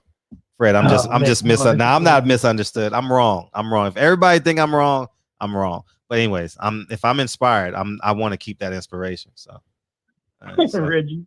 What Reggie say? I have stock photos out there, but it's landmarks, not people. Yeah. But it's people. Like Fred is Gordon Parks. Who's Gordon Parks? Gordon Parks. Damn, I know the name. I know I'm good, but I know it's funny in the barbershop, and I'm gonna take it on the chin, and I don't mind being the butt of the jokes, because tomorrow you gonna be, and that's cool. Mom always did shit. They was attacking me earlier for saying fathers need to be involved. No, but that's how we create our stock portfolio. But I don't do it for that. It happens 3-4 times a year. It don't happen too often. But so what's worse? Someone driving by a car accident, recording a car accident, or someone being inspired by someone looking. Oh, Gordon Parks is a black photographer. Thank you. Yeah. So I'm not that good. Definitely not a photographer like that. But it's anyway, let's get out of here, man. All right, man. Oh man. Let me clear my throat. Tomorrow you gonna be, yeah. Facts. That's funny. All right, man. Shout out to Jeff Pierre Louis, Jay Dixon, Melanated Royalty, Mr. J-Dell 20 Texas, he Fred Splainer. Shout out to the whole South Central crew, man. Los Angeles in the building. Shout out to the 323, the 213, the 310, Phil J508, Big Lloyd, Jarvis Johnson, Boxing Conversations with Reggie Owens, Patty Dean, the Queen, Pancho Estrada, who else? G Brown, Aeon Jack. Yeah, salute. You ain't never been inspired. inspired. No, I'll ask you when you play the song because I don't want to keep it going. But go ahead. Shout out to Phil J508, Jarvis, Melanated Royalty, Bad Culture TV, Kane the Bad Guy, Robert Brown, Maurice McElroy. Shout out to KJ, Kenlon Jones in the building, highly anticipated. J.A. Dixon, Presidential Mike. Shout out to the Shy, JQ in the building, JP, sometimes King Juju. Salute, welcome to the show. Welcome to the show. Big brother Brandon Washington, OG Rob G Fam, Boxing Truth Serum. I see you, Cuzzo. He said, Fred, you just misunderstood. Yeah, right over there. Shout out to Jersey, man. Dirty Jersey. Aaron 24 in the building. All Things Poppin' TV. Salute to you. Dave Jack, Eastside 313 Detroit in the building. Kane the Bad Guy. We got you. Jay Gibson. What up, Jay? You slid in here late. Shout out to Robert Brown, Butch Cassidy. Let me see. Yeah, G Brown, I see you too. Mr. Vegas in here. Shout out to all them Texas boys, man. Mr. Vegas and the whole ATX crew. Eli Zachary. Benjamin Welkins. He said, Google candid photos of NYC. All right, we will. And welcome to the show, Benjamin. Welcome to the show. Yes, indeed. Let me see. We got Deonce Mosley. Salute to you. Otis Nicole in the building. Salute. Shout out. My brother Cameron Markham. Salute to Big Cam. SF City Slicker. Yova. Kyle Davis. Mir. All them Oakland and Bay Area brothers up there. Salute to y'all, man. Jumped in. All things. Yeah, we see you. Got you too. Man, I think that's about it, man. I think we got most of the family that's in here.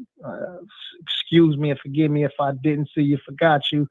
But much love, man. Y'all hit the thumbs up on the way out the building and subscribe to the channel. Right there. Oh, shout out to Isaiah Felix as well, too. He said, peace to you guys. Damn, I'm late. No, you right on time, man. You get a chance to hear the song playing. Right. Play the song, Fred! Thank you. Yeah, you're right. How many screenshots you got on your phone? But you ain't never seen an old couple and took a picture? You ain't never seen a 75, 80-year-old couple and took a picture? Probably not DB. But anybody in the chat, you ain't never did that? Been inspired by them? I mean, that's all that's in my neighborhood. You know what I mean? So. No, I'm gonna be a creep. I'll be a real creep. I know. I'm not. I don't think that's creepish. I think it's. I don't think it's creep. So. Feet, I still land on my feet. Nothing can save me. You ask? Nah, I wouldn't ask. I think it takes them out of the element. So. 50-foot Fred. 50-foot Fred. From deep. From deep. Only artists understand. Thank you, dog. Only artists understand. Appreciate you, Jay, coming in here, man. Only artists will understand. I appreciate that. That's enough said. People Hernandez, man, we appreciate you. Thank you. Only artists understand, and that I am an artist. I agree. Only artists understand. Because that's funny as shit. Because when they shooting films, they go back and take pictures of what the character is. And they go take random pictures of scenes, actors, people, what they want them to dress, and you never know they took a picture of you. You'll never know. They do that shit every. You know, I'm telling you, man. They got. It's.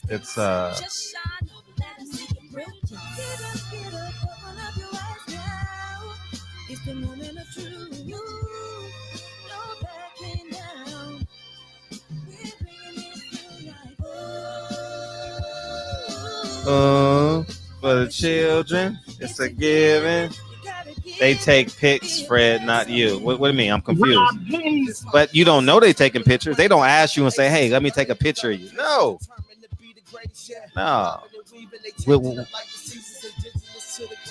Do it when you go to that and you see that camera. That's stock. When you see someone on top of the freeway, that's stock footage. When you see someone on a corner taking pictures of intersections, those are stock pictures that they doing. You don't stop your life like, hey, what you doing taking pictures of it? You know, you just keep it going. So. You just think they're an independent filmmaker, but they making money off that shit. Because people in Cincinnati, people in Dubai, they making movies and they get inspired by LA. And they need stock footage of LA. You know, so.